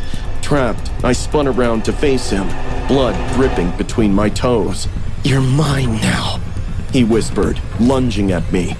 My fingers closed around a broken bottle on the ground. As he grabbed my ankle, I plunged the jagged glass into his cheek. He screamed. I drove it deeper, twisting until he finally let go. I staggered back, watching him writhe on the ground, clutching his face. His eyes never left my feet. Then, Headlights flooded the alley. It was my neighbor, Officer Reed's cruiser. "Moira, are you hurt?" I couldn't speak, could barely breathe. I just pointed at the man on the ground, who was still staring at my bloody feet with a look of sick adoration. Later, after they'd taken him away, after they'd searched his apartment and found all those shoes, all those toe tags, souvenirs he'd called them, I sat in the back of an ambulance, a blanket wrapped around my shoulders. "You're safe now," Officer Reed said gently. But I couldn't stop staring at my feet, couldn't stop the trembling. The cameras they'd found at Wendy's showed he'd been watching me for weeks, recording every shift, every movement. I ain't wearing open-toed shoes ever again. The air was thick with the scent of freshly cut grass and rain-soaked pavement as I walked home from my basketball practice. Sweat clung to the back of my neck and my legs ached from sprint drills. My hoodie was damp, sticking to my back. I was tired, but the shortcut through Willow Park would get me home faster. As I cut through the narrow path, I heard it, the familiar jingle, faint but recognizable, an ice cream truck. The melody floated through the humid evening air, but something was off. The music sounded sluggish, distorted, almost broken. I wiped the sweat from my brow and glanced toward the road. The pale blue truck rolled into view, its headlights cutting through the dusk. The once cheerful jingle dragged unnaturally, warping into an eerie off-key tune. I slowed my pace. "Weird," I mumbled, glancing at the empty park. No one was around, just me and the truck. It pulled over, and the driver leaned out of the window. He was thin, with unkempt hair and sunken eyes. His face was gaunt, and his smile too wide, too toothy. "You look like you could use a cold one, bud," he said, his voice gravelly and cracked. I stopped. There was something off about his smile. It looked as if it was stretching and shrinking. I felt nauseous. No thanks," I said, while fighting off a smile. But then I turned to begin walking away, my heart beginning to beat faster and faster. "Come on, kid, it's on the house. I disagree." I gulped. I stole a glance back over my shoulder, and sure enough, he was still there, staring at me and not blinking. I started walking faster. Just then, the truck stepped it up again, and I heard the tires screech on the asphalt. I turned around again, and sure enough, the truck was creeping towards me. Nope. I began jogging, my feet clapping against the pavement and my breathing getting heavier. The jingle played again, slower this time, a complacent, provoking jingle. I turned on Maplewood Street, a shortcut to my house, but before I reached the intersections, the truck was already parked there, conveniently blocking me from escaping. I froze. The driver leaned halfway out of the window, his face drenched in shadows, eyes glinting in the dim light. "I said, it's on the house." His voice was lower now, guttural and threatening. My throat tightened. I turned and ran like hell. My legs burned as I sprinted, but I didn't dare slow down. I cut through the park again, hopping over a bench and pushing through overgrown bushes. The truck barreled onto the sidewalk, tires screaming, nearly clipping me. I stumbled onto Willow Lane, a deserted residential block. The street was eerily empty. No cars, no porch lights, no people. My chest heaved as I pounded on the nearest door, fists slamming against the wood. "Help me, please!" Nothing. I ran to the next house. No answer. I turned around and the ice cream truck crept closer, headlights illuminating the entire street. The driver stepped out. His boots splashed into a shallow puddle and he stared at me with that same toothy grin, too wide, too forced. "Nobody's home, huh?" he cooed, tilting his head. "That's perfect." I stumbled backward, my hands trembling, but the man advanced slowly, like he was enjoying it. My back hit a chain-link fence at the end of the street. I glanced left and right. No way out. My heart pounded in my ears. The man whistled sharply, making me flinch. "You sure can run, kid, but you can't run forever." He grinned broadly, his lips stretching back in a nasty way. It was then that I saw them, his teeth, decayed, broken, black at the gums. I gagged, and then he grasped his jaw and ripped out a tooth. Pop! Blood poured from his gums and dribbled down his chin. I stood frozen, paralyzed, watching as he ripped out another and then another. He threw the jagged, rotten teeth on the road as if they were candy. Pop, pop, pop. His fingers slicked with blood, and he smiled even wider, revealing gaping, bloody holes. He reached out, his bloodied hand, and wiggled one of the teeth between his fingers. You like sweets, huh? Want one of mine? I was backing up, my stomach churning like I would throw up, but he was quick, instantly taking steps to close the distance, running his sticky, blood-slick fingers on my hair. Such pretty hair. Soft. I snapped. I swatted his hand away, gasping in disgust. I ran down the street, sprinting as quick as my legs could move. My lungs burned, and I did not stop. The man didn't walk after me. No, he jumped in his truck. The engine roared and the tires squealed while bright headlights illuminated the alley as I made my way through a narrow opening into the next yard. My shadow was stretched as long as my movement was across a crude, unfinished brick wall. The truck tires squealed as it sped after me. I ran and dove quickly through a closed chain-link fence into a dirt-covered yard. The jagged metal sliced my arm, and I felt warm blood soaking my sleeve while I suppressed a scream. I hit the ground hard in a dusty, overgrown, unruly backyard. The weeds brushed against my trembling legs while I crouched as low as I could to conceal my body. Bleeding arm clutched tightly against my side, trying to muffle shaky breaths. The ice cream truck skidded to a stop, a breath behind me, and the warped skeleton jingle echoed through the empty blocks, rhythmic in its broken, offbeat, out-of-tune formation, a dying music box.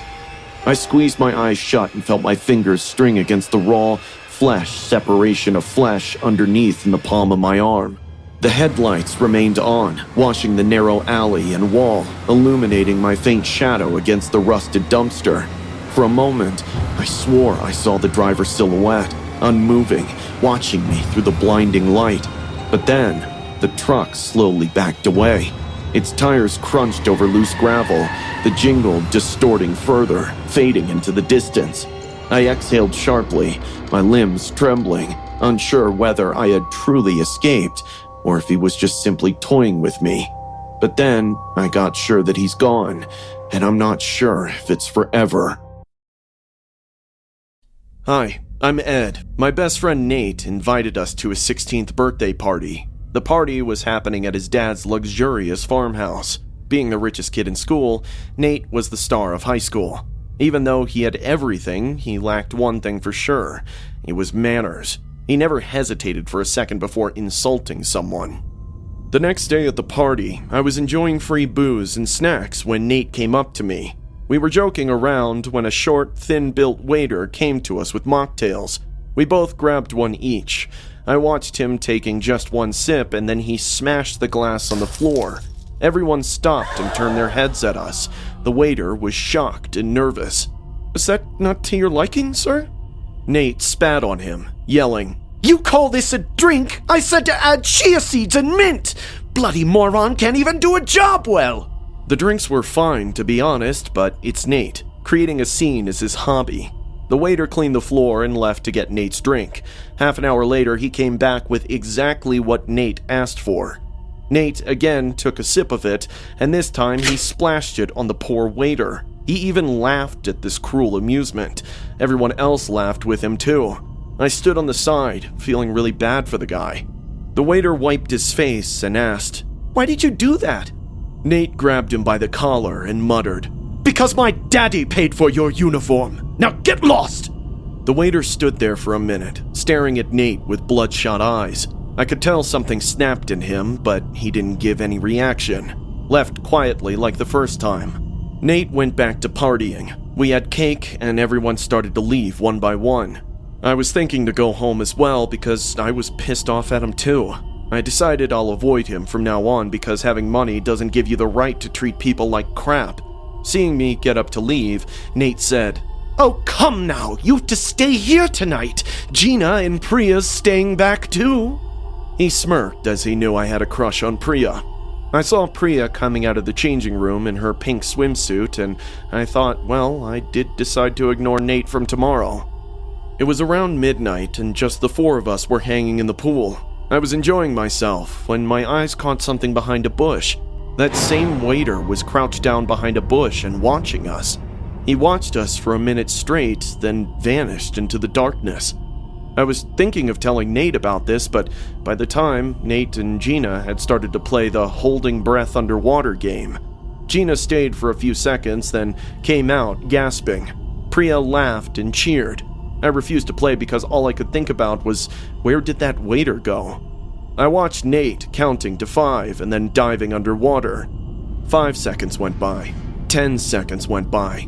30 seconds went by, but Nate still didn't come up. Now, when a minute went by and Nate still didn't show, we all got very worried. Suddenly, the water in the pool started to move, like it was put into draining mode. I watched Gina dipping into the pool and then resurfacing with a blood-curdling scream. Oh God! He's stuck! He's drowning! I dived in and saw a horrible sight. Nate was pinned to the drain by its powerful suction. He was screaming, but only air bubbles came out of his mouth. His hands were desperately searching for something to hold, but he could barely move his upper body. Seeing me, his eyes widened more in hope.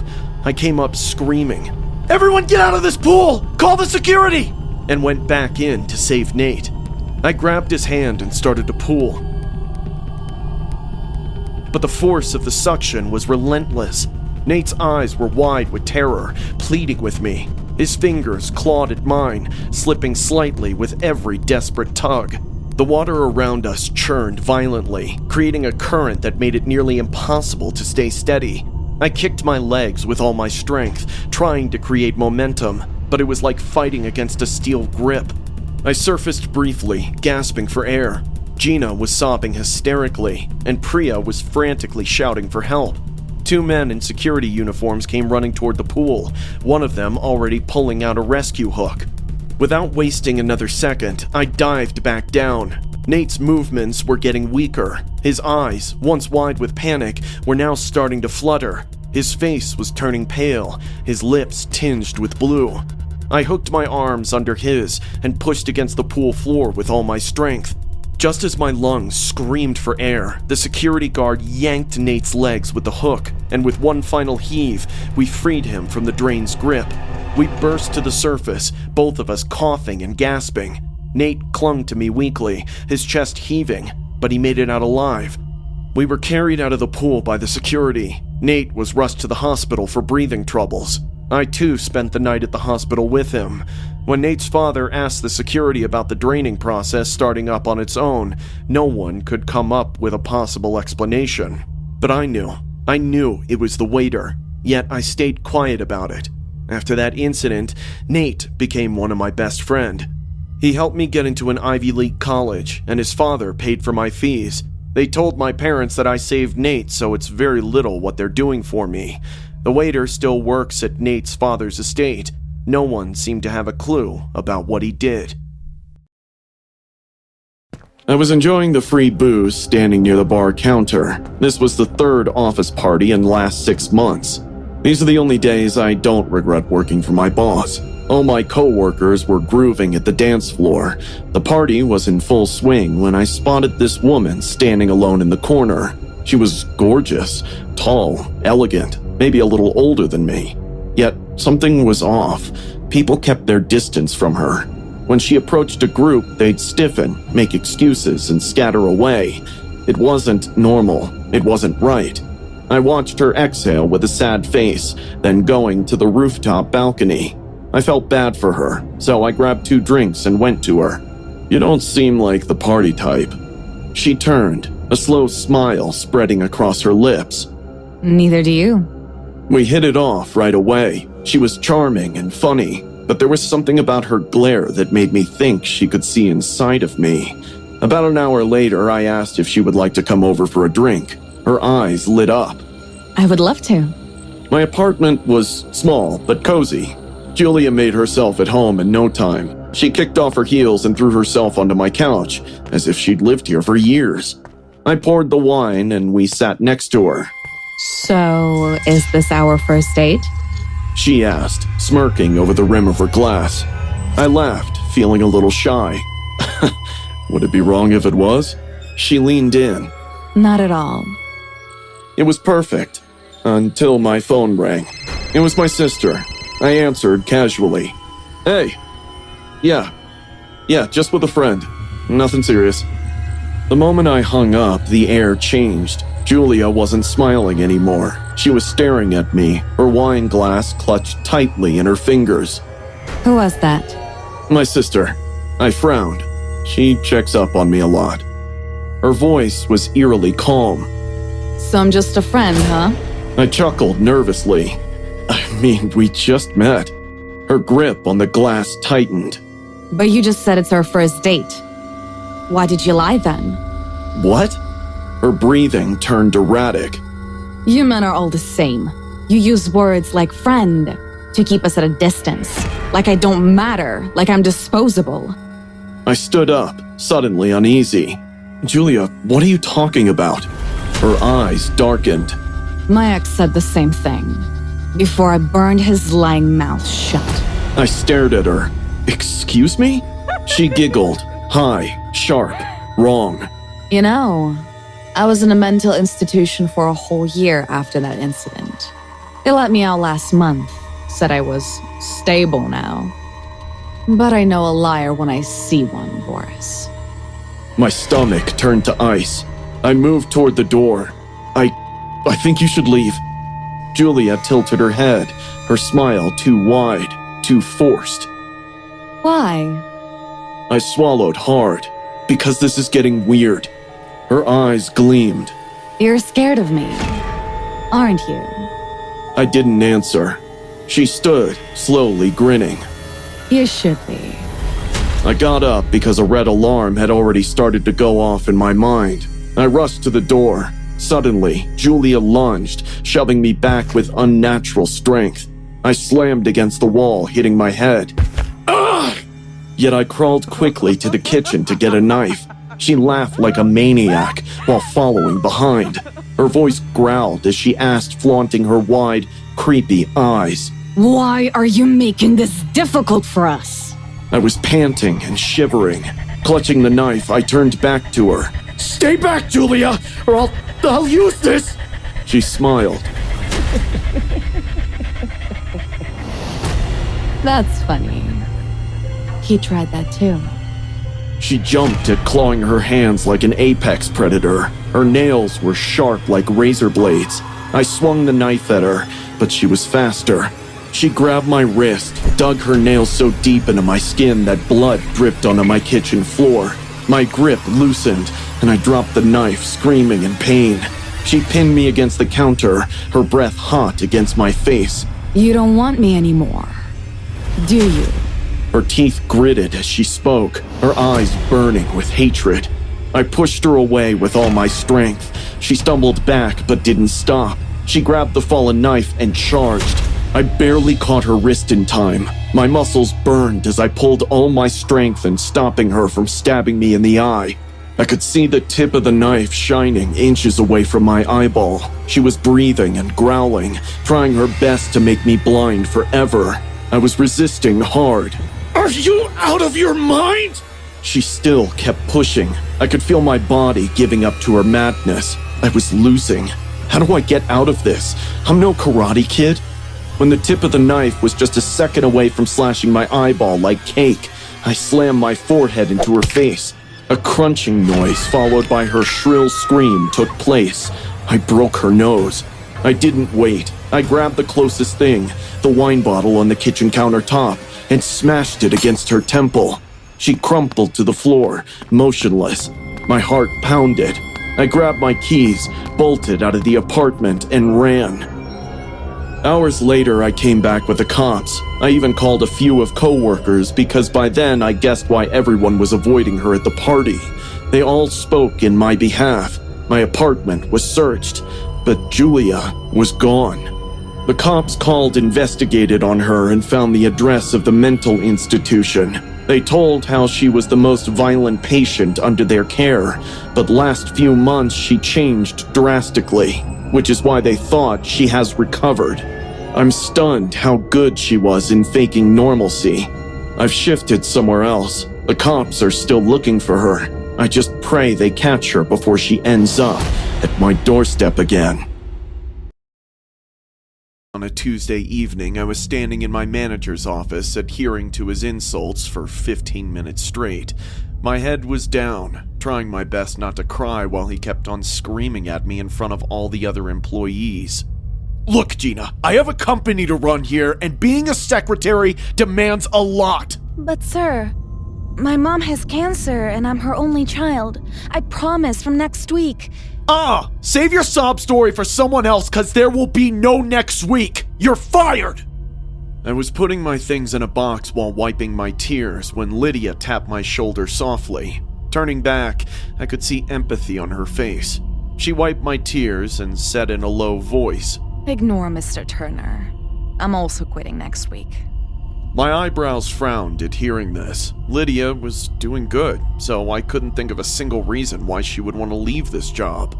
I know you're confused, but I found a better source of income. Like what?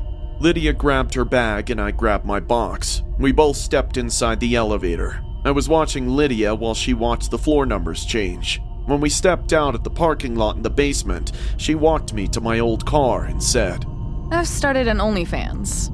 It pays better, I can choose my hours, and also I don't have to get up every day to leave for work.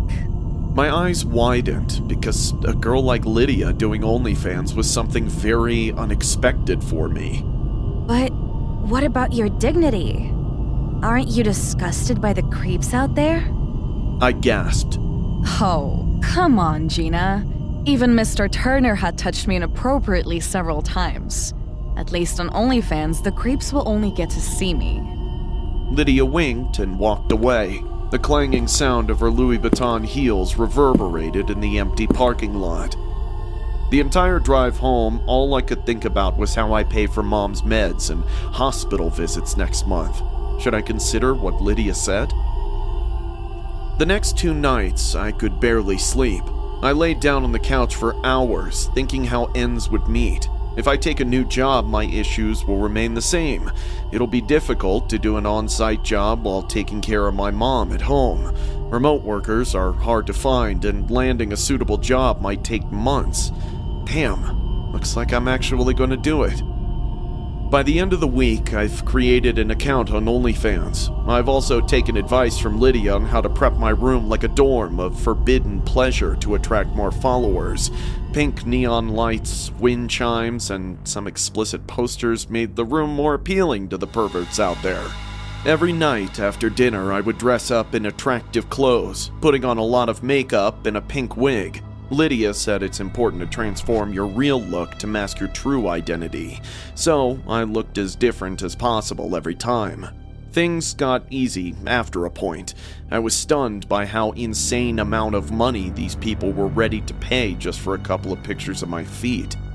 3 months went like a dream. Money was rolling, and I was finally able to put my mom in a care home where her treatments were done by the best team of doctors.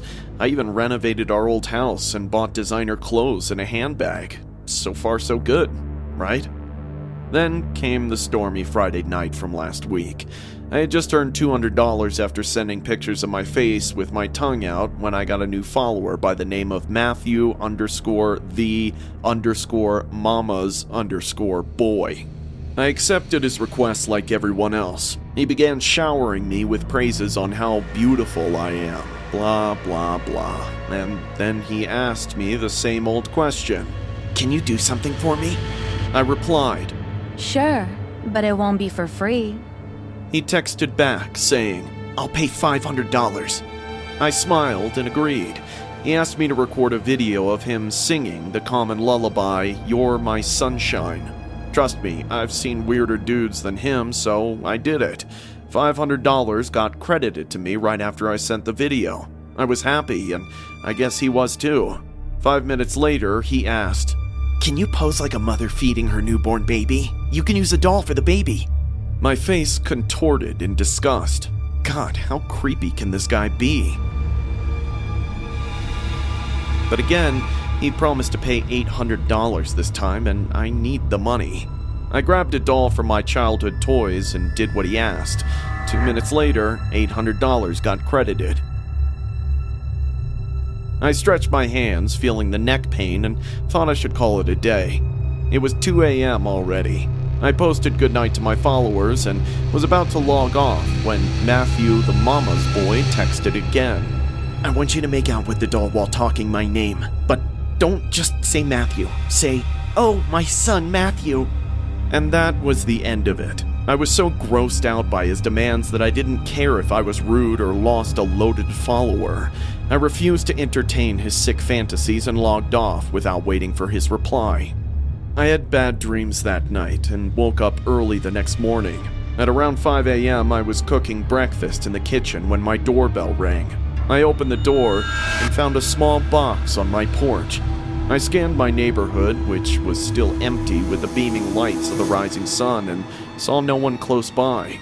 As I opened the box, I jumped 2 steps back, dropping it on the ground.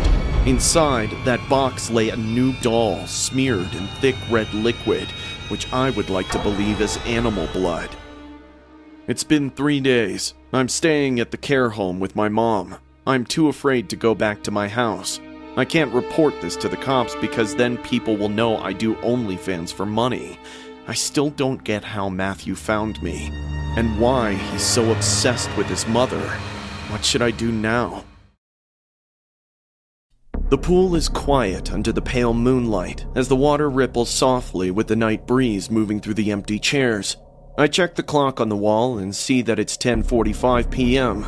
Another shift has ended.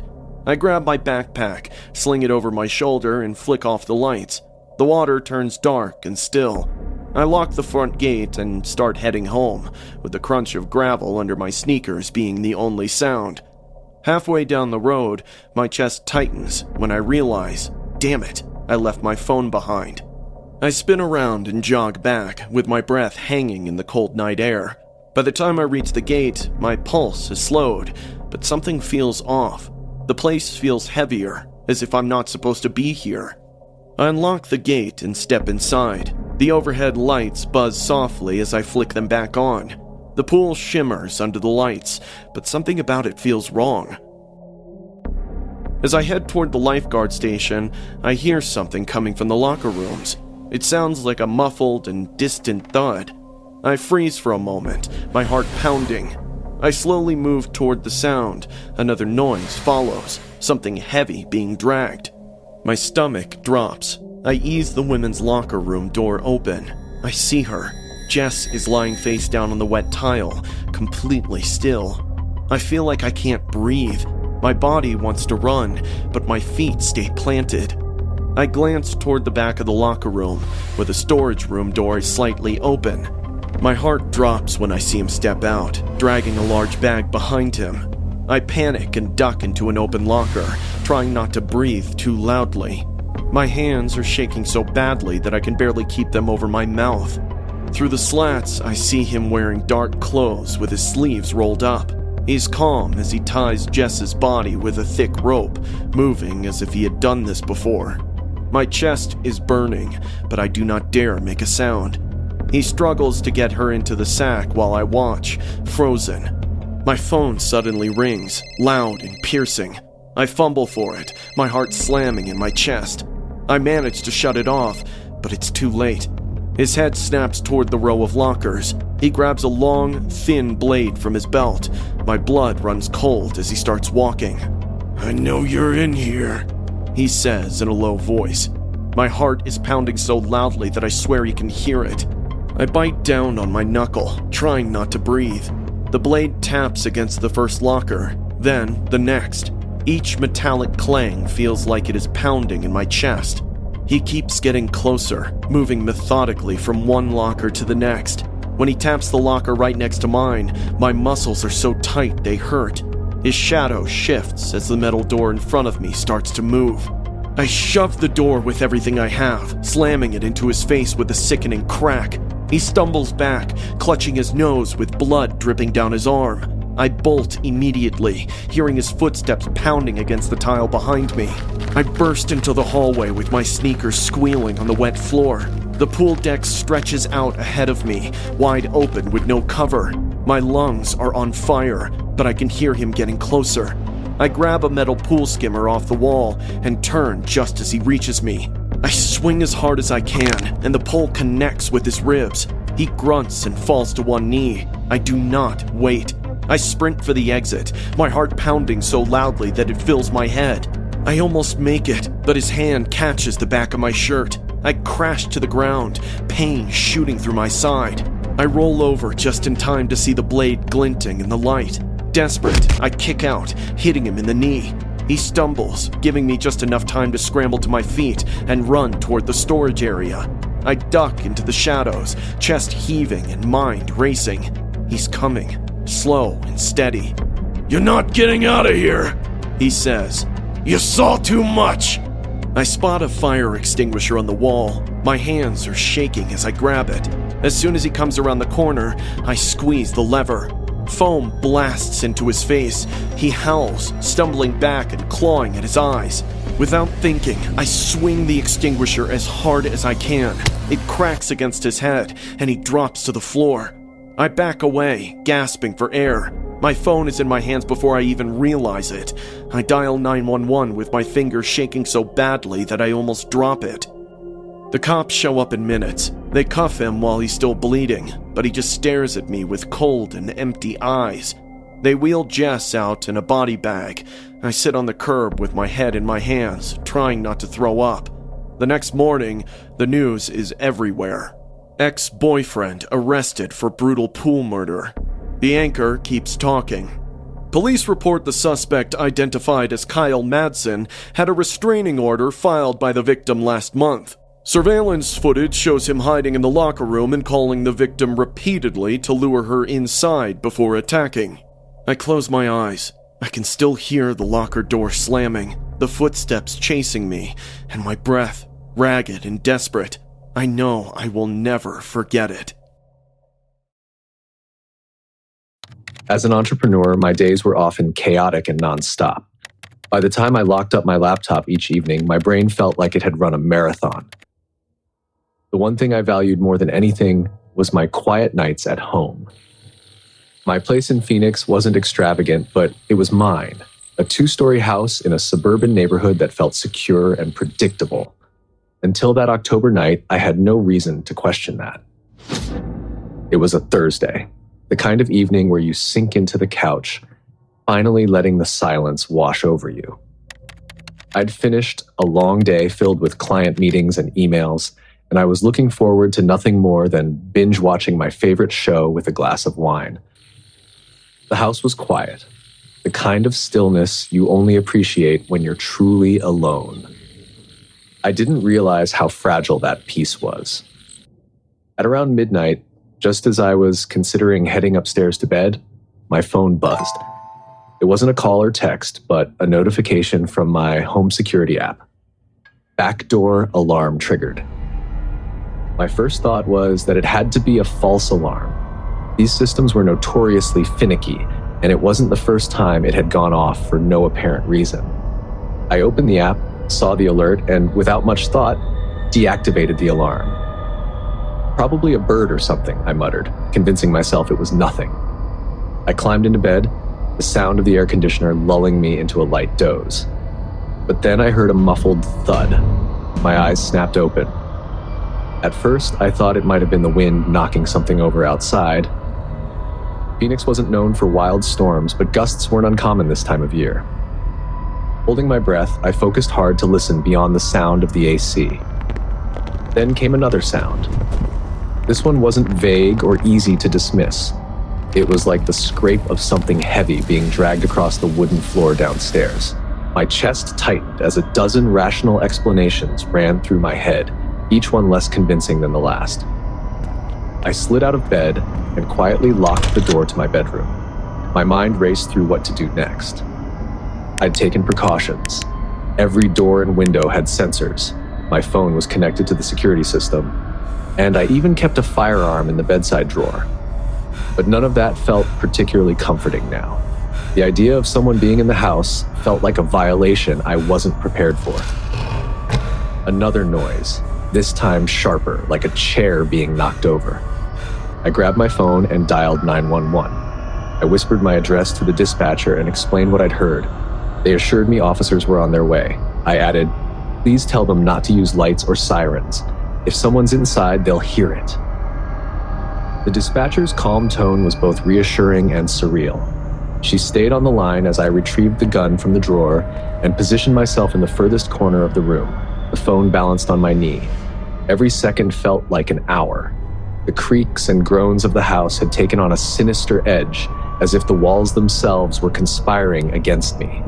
I heard faint footsteps on the stairs. My grip on the gun tightened as adrenaline surged through my veins. Whoever it was wasn't rushing, they were taking their time. I could barely breathe as I listened, my mind conjuring images of who could be on the other side of the door. Was it one person? More? Suddenly the footsteps stopped. Silence. The kind of silence that's louder than any noise. Then a quiet knock on the bedroom door. Not forceful, just a soft knock. My hand trembled as I aimed the gun at the door, willing myself not to panic.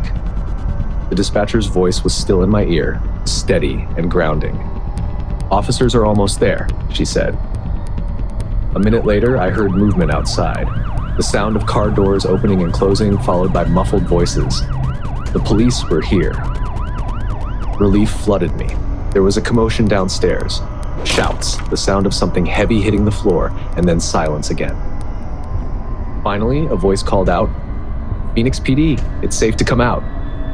I opened the door cautiously, gun still in hand, and stepped into the hallway. An officer met me at the top of the stairs, his expression serious but calm. "We've got them," he said. "2 men. They were downstairs when we came in." My knees nearly buckled as I followed him to the living room. 2 men sat handcuffed on the floor, their faces grim. One of the officers explained that they'd entered through the back door, which they'd managed to unlock somehow. They said they thought no one was home because there wasn't a car in the driveway, the officer added. Then it hit me.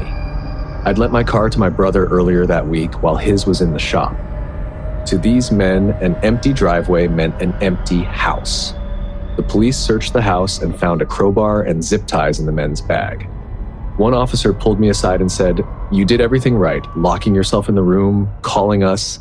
That probably saved you tonight." First of all, let me say this is not an indictment of OnlyFans. If someone wants to profit from sharing pictures of themselves or their body, that's totally their right, and I respect that. I'm not casting judgments on anyone who chooses to do so. But let me be clear, OnlyFans just about ruined my life, and I've never even set up a profile. It all kicked off not long after I broke up with a guy I'd been dating for about 3 to 4 months. As a single mom, it's way harder to get dates than I'd like it to be, but at the same time, I totally understand why someone wouldn't want to raise a child that isn't theirs. I mean, I wish more guys would be open to it. It's not like I'd never have a kid with them too, but it's just a sad fact that it puts guys off when you've got a child from a prior relationship. So you can imagine how excited I was when I met Richard. It's not his real name, but I'd rather not attract his attention, thank you very much. Having a 6-year-old son didn't seem to bother him in the least bit, and he even asked a lot of questions about him.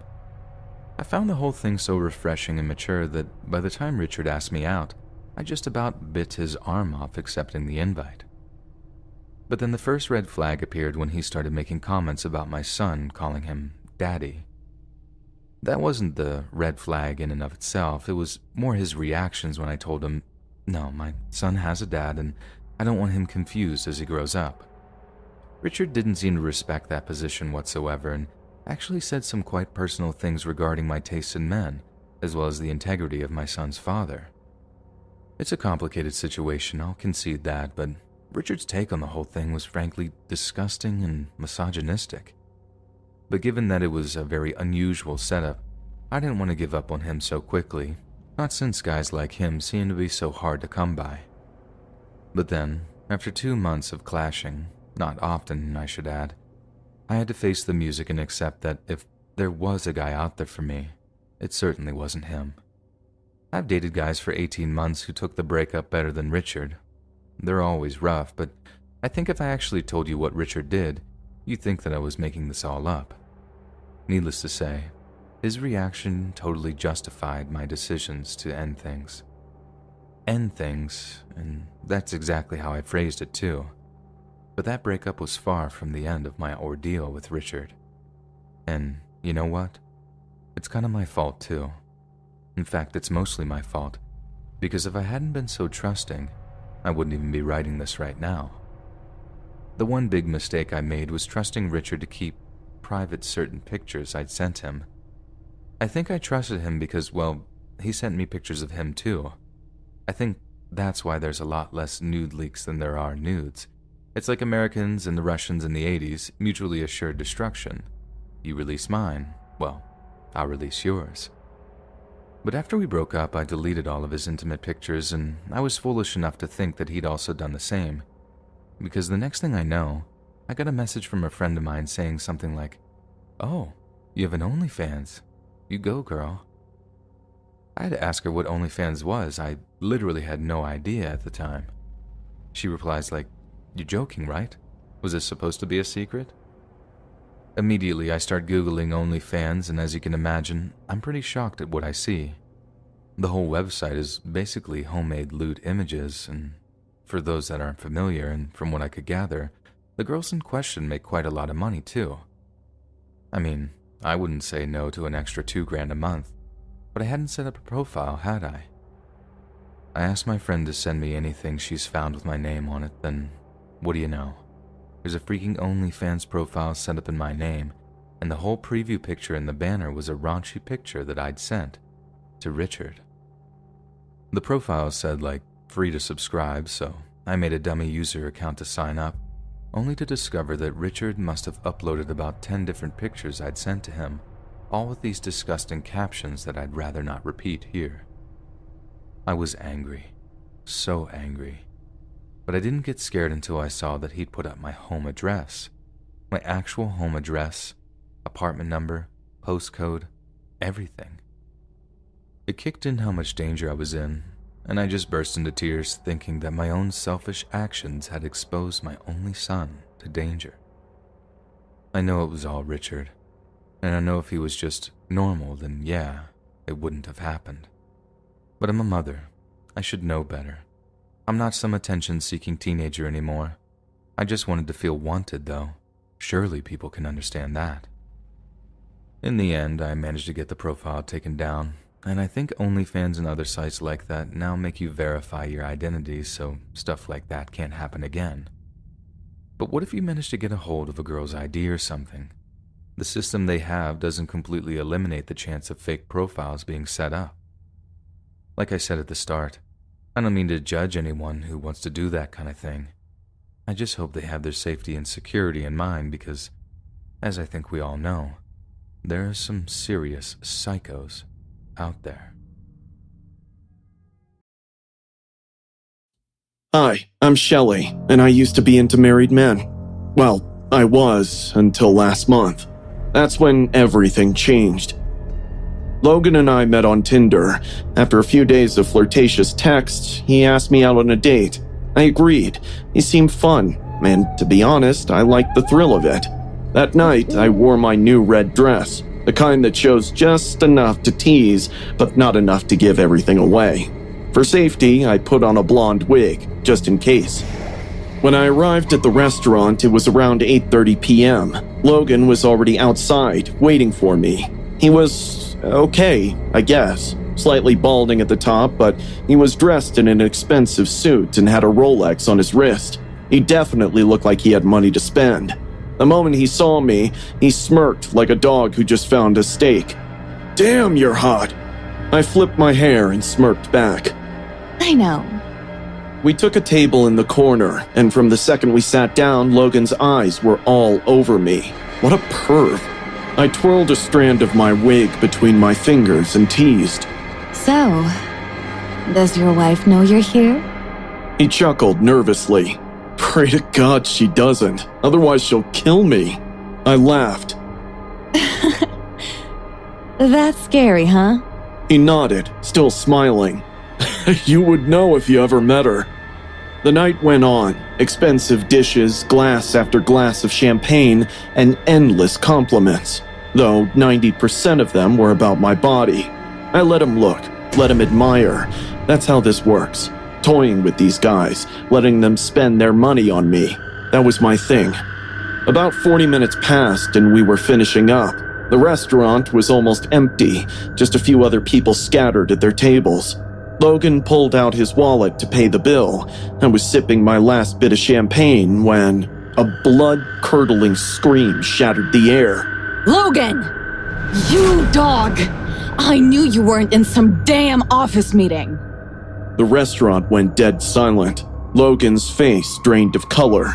If fear had a face, he was wearing it. No, listen, I can explain. I don't need your damn explanation.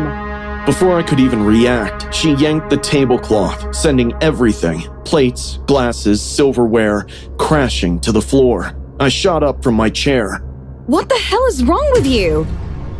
That's when she turned to me. Her piercing green eyes locked onto mine, and I swear, for a second, I forgot how to breathe. She clenched her jaw so tight, bubbles of spit gathered at the corners of her mouth. Then she sneered. So this is the little witch you're wasting your money on? Logan barely got the words out. Gilda, please, let's just go home. But Gilda wasn't listening. She bent down, picked up a dinner plate, one of the few that hadn't broken, and smashed it straight over Logan's head. Blood instantly spurted from his forehead. I understood why Logan was so scared of her. People screamed. A couple of them ran for the exit. Someone was yelling at the manager to call 911. I started backing away, but before I could turn, Gilda grabbed my wrist. Her grip was ironclad. You think it's funny breaking up someone's home? Let me go! I yelled, trying to rip my arm away. Then, bam! Her fist landed on my face so hard my head spun. A sharp pain exploded through my eyes as I hit the floor. She punched me. She actually punched me. Tears streamed down my eyes.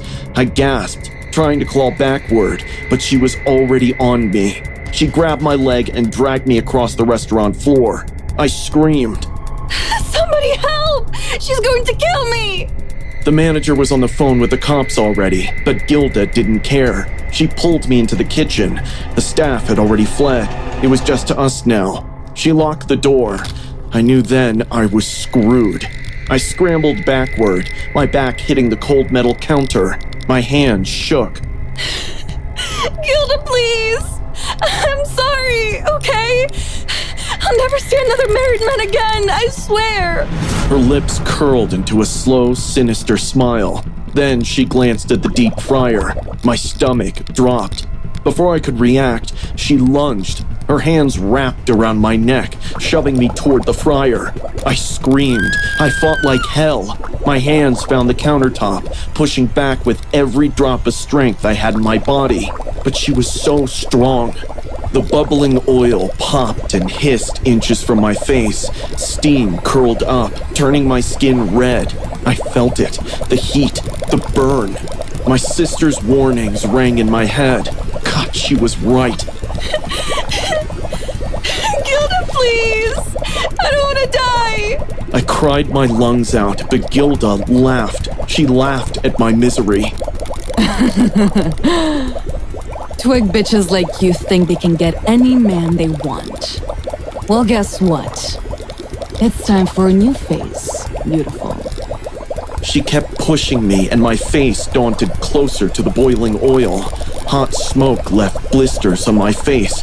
I knew soon I'll meet a horrifying, painful end. If this still managed to survive, I'll have a life of a trauma and disfigurement. My hands started to give in. My wig hung barely.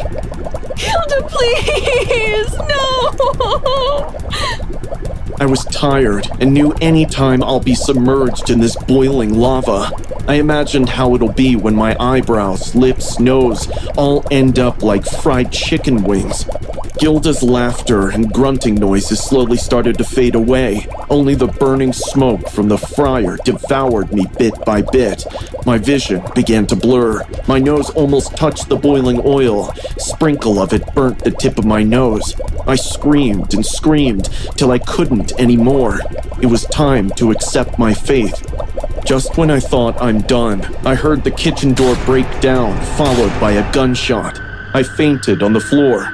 I woke up in the hospital 2 days later. The cops rescued me by shooting Gilda on the leg. She was taken into custody and later sentenced to prison for the charges of attempted murder. I'm living with my sister now, trying my best to put everything behind. I don't go on dates anymore.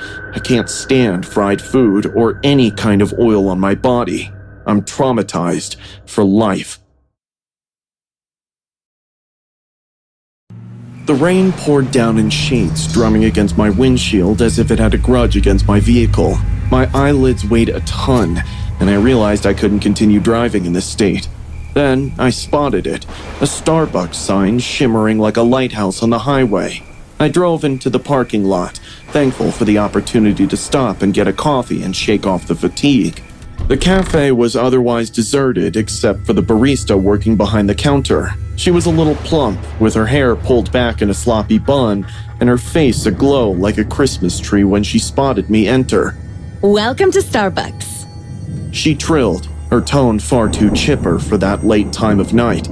I asked for a cafe Americano and chatted a little while she was making it. She said her name was Rachel, and I made a few jokes to kill the time. Honestly, I was trying to be friendly, maybe even a little flirty, because she looked like she needed to pick me up. Big mistake. I sat by the window sipping my coffee and watching the rain. Rachel brought me a chocolate chip cookie, saying it was on her. Thanks, I said, smiling. But then she started asking questions, personal ones, like what kind of qualities I'd want in a girlfriend. I laughed it off at first, but it didn't take long to realize she was hitting on me. I felt bad, like maybe I'd given her the wrong idea, so I casually mentioned my girlfriend and how I was planning to propose to her this weekend. That's when everything went sideways. Rachel's face twisted like I'd slapped her. How could you do this to me? She hissed. I was stunned. Do what? I was just being nice. You made me feel like you liked me. She shouted, her voice shaking. It was love at first sight. I stood up, my patience wearing thin. Look, even if I was single, I wouldn't date you. I was just being polite. Her eyes narrowed, and before I could react, she swung a coffee cup at my head. Everything went black. I woke up with a pounding headache, my wrists tied together with rough twine. The room was dark, lit only by a single candle flickering on the floor. The smell of coffee beans and damp cardboard filled the air. Rachel was sitting across from me on an upside-down milk crate. Her makeup was smudged, bright red lipstick bleeding into the corners of her mouth. She smiled sweetly like we were on a date.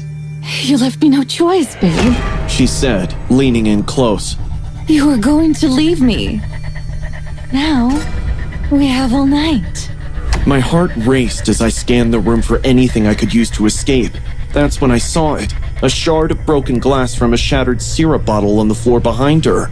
Rachel started rambling about our future together, stroking my hair like we were some kind of couple. I gritted my teeth, inching my hands toward the glass shard. The twine cut into my skin, but I didn't care. I had to get out of here. Hey, are you even listening to me? She snapped, her voice sharp. I didn't think, I just acted.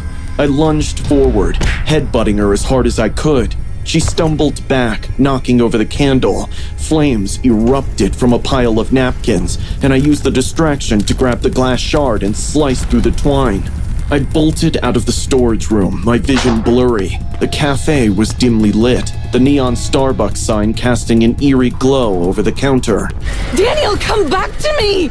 You can't leave me! Rachel's voice echoed behind me, no longer sweet, but guttural and feral. I sprinted, knocking over tables and chairs to slow her down. She was right behind me, wielding a coffee stirrer knife she'd sharpened into a shiv. We're meant to be together! She screamed, lunging at me. The blade slashed my forearm and I cried out in pain. I raced to the restroom, slamming the door shut, locking it behind me. Rachel pounded on the door, shrieking. You can't hide from me! I'll find you! I splashed cold water on my face, trying to stay alert. Blood from my arm mixed with the water, staining the sink red. That's when I saw the small window, my only way out. The banging stopped and there was complete silence.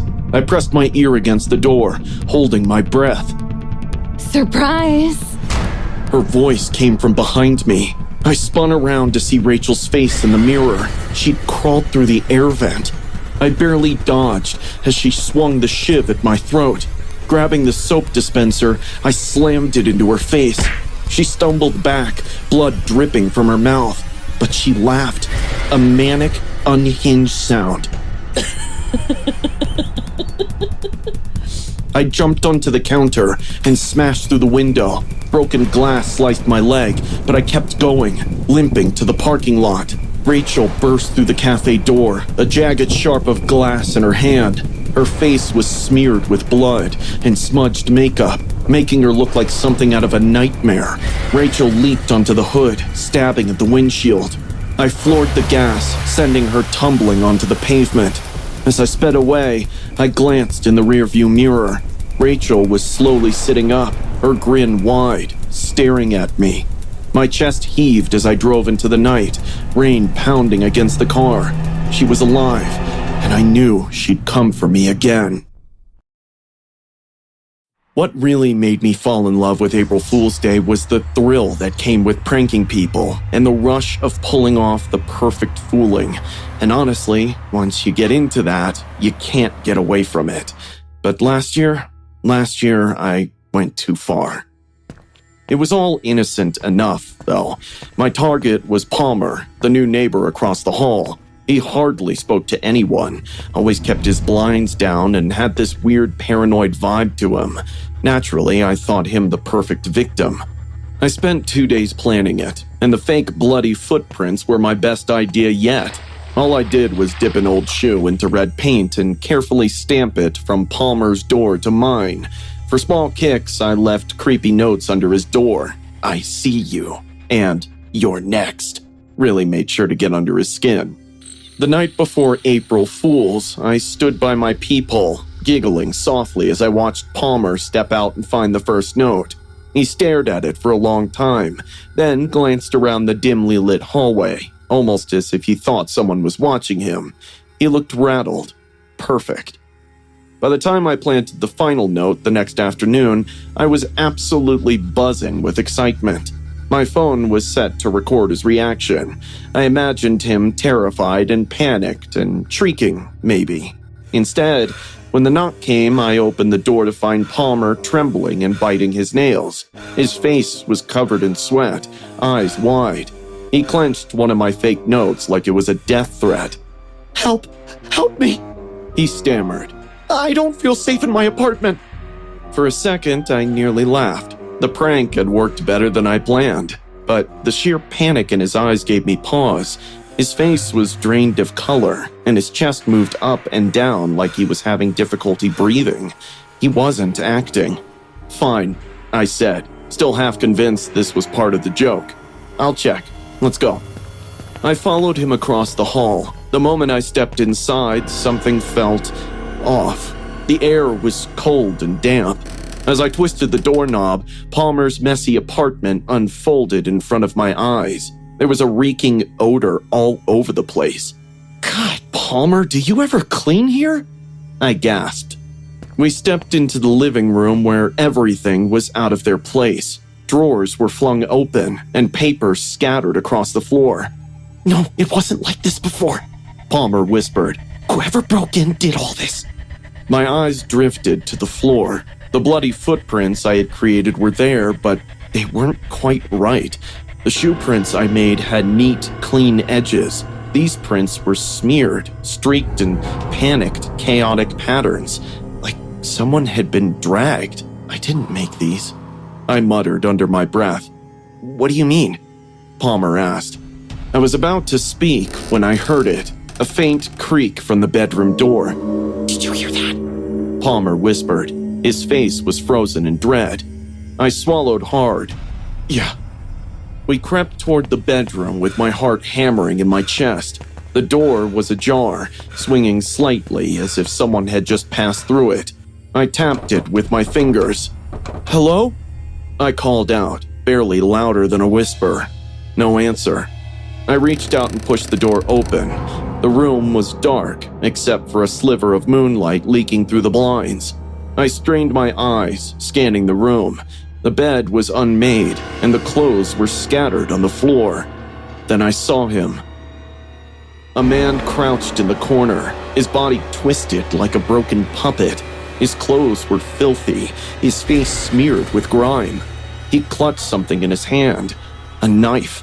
He didn't move. He just looked at me, wide-eyed and grinning. Run! I screamed, grabbing Palmer by the arm. We bolted down the hallway as fast as we could. Behind us, I heard a thud, the sound of footsteps pounding against the floor. He was following us. We made it to my apartment and I slammed the door shut just in time. The lock clicked. For a few agonizing seconds, we stood frozen, listening to the sound of heavy breathing just outside the door. Do you think he's still there? Palmer gasped. Maybe not. I spoke nervously, but I didn't believe it. My stomach was in knots. I had to dial 911. By the time officers arrived, they had swept the building from top to bottom. No one's here, one cop said. But we found this near the bedroom window. He held up one of my fake bloody notes, the same one I'd left earlier that day, only this one had been altered. Below my scribbled, "You're next," were new words scrawled in shaky handwriting. I liked your little game. Let's play again next year. I didn't do this, I swear. I fumbled. They never caught the man. The cops all believed he was a squatter who lived in the building unnoticed. But in my gut, I knew better. My prank had brought him to me. My fake threats had invited a real one. I just stopped pulling pranks after that. But this year, on April Fool's, I wake up to find a note slipped under my door. Nothing was written, only a red handprint smeared across the paper. Now, every year, I will wonder if this'll be the year he decides to finish what he started. I never thought my life would come to this, driving a beat-up ice cream truck through the outskirts of town, trying to make ends meet. But here I was, Roger, a guy in his late 30s with more bills than dreams, handing out cones to sick kids at a care home.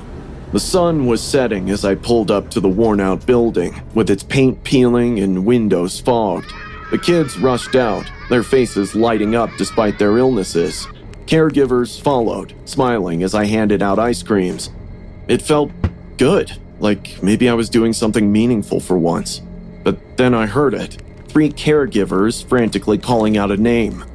Daisy? Daisy, where are you? One of them turned to me, breathless. You need to leave, now. Daisy's escaped, and we need to lock the gates.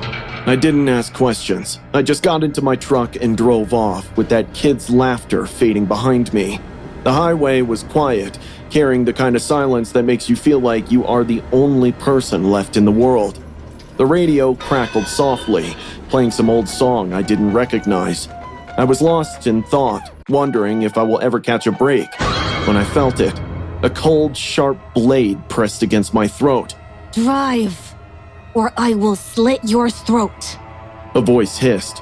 I froze, with my eyes darting to the rearview mirror. There she was, Daisy. Her wild eyes stared back at me, filled with fury and madness. Her hair was tangled, and her face was pale and streaked with dirt. She wore a torn care home gown stained with dried blood. I swallowed hard, with my hands trembling on the wheel. Okay, just don't hurt me. She did not say another word. She just kept the ice pick pressed to my throat as I drove. Stop here. she ordered, pointing to a deserted stretch of road near an abandoned cemetery. I pulled over and she leapt out of the truck, sprinting into the foggy graveyard. My heart raced as I grabbed my phone and called the caregivers. "She's at the old cemetery," I said, with my voice shaking. "I'm gonna go after her." No, do not! It is too dangerous. One of them shouted, but I could not just let her go. If she made it back to the road, someone else could get hurt. I grabbed a tire iron from the truck and followed her into the cemetery. The place was a nightmare, with overgrown weeds, cracked gravestones, and a heavy mist that made it hard to see more than a few feet ahead. My boots crunched over the dead leaves, and my breath came in shallow gasps. In the distance, I saw her, Daisy's pale figure weaving between the gravestones. "You're making it worse for yourself, Daisy!" I called out, hoping to reason with her. Her eerie giggle echoed back. I'm not the one you should be scared of. Suddenly, a gravestone toppled behind me. I spun around, but no one was there. The faint crunch of footsteps made me whirl again. I gripped the tire iron tighter, with my knuckles white. Out of nowhere, Daisy lunged at me from behind a gravestone, slashing my forearm with the ice pick. I stumbled, clutching my bleeding arm while she sprinted deeper into the cemetery, disappearing behind a crypt. I followed her footsteps in the damp grass, with my heart pounding. The mist thickened, wrapping around me like a suffocating blanket. Every shadow seemed to move, and every sound made me jump. I spotted her near an old mausoleum, with her small figure trembling. Thinking she was too weak to run, I approached cautiously, but she vanished. Before I could react, Daisy burst from the shadows, tackling me to the ground. We struggled violently, tumbling against broken headstones. She scratched and clawed at my face, screaming incoherently. I caught her wrist just as she plunged the ice pick toward my throat. Sirens wailed faintly in the distance. The caregivers and authorities were coming. Using my last ounce of strength, I slammed Daisy's hand into a sharp fragment of a broken gravestone, disarming her. She wailed like a wounded animal, thrashing against me, but I pinned her down until the caregivers arrived. They injected her with a sedative and she went limp. Panting and covered in blood and dirt, I collapsed beside a gravestone. Daisy, heavily drugged, locked eyes with me as they strapped her into a stretcher. Her lips curled into a sinister smile. I limped back to my truck, exhausted. That was when I saw it. An ID badge on the passenger seat. It was a care home badge with Daisy's picture, but the name read Carly Rivers. My stomach dropped.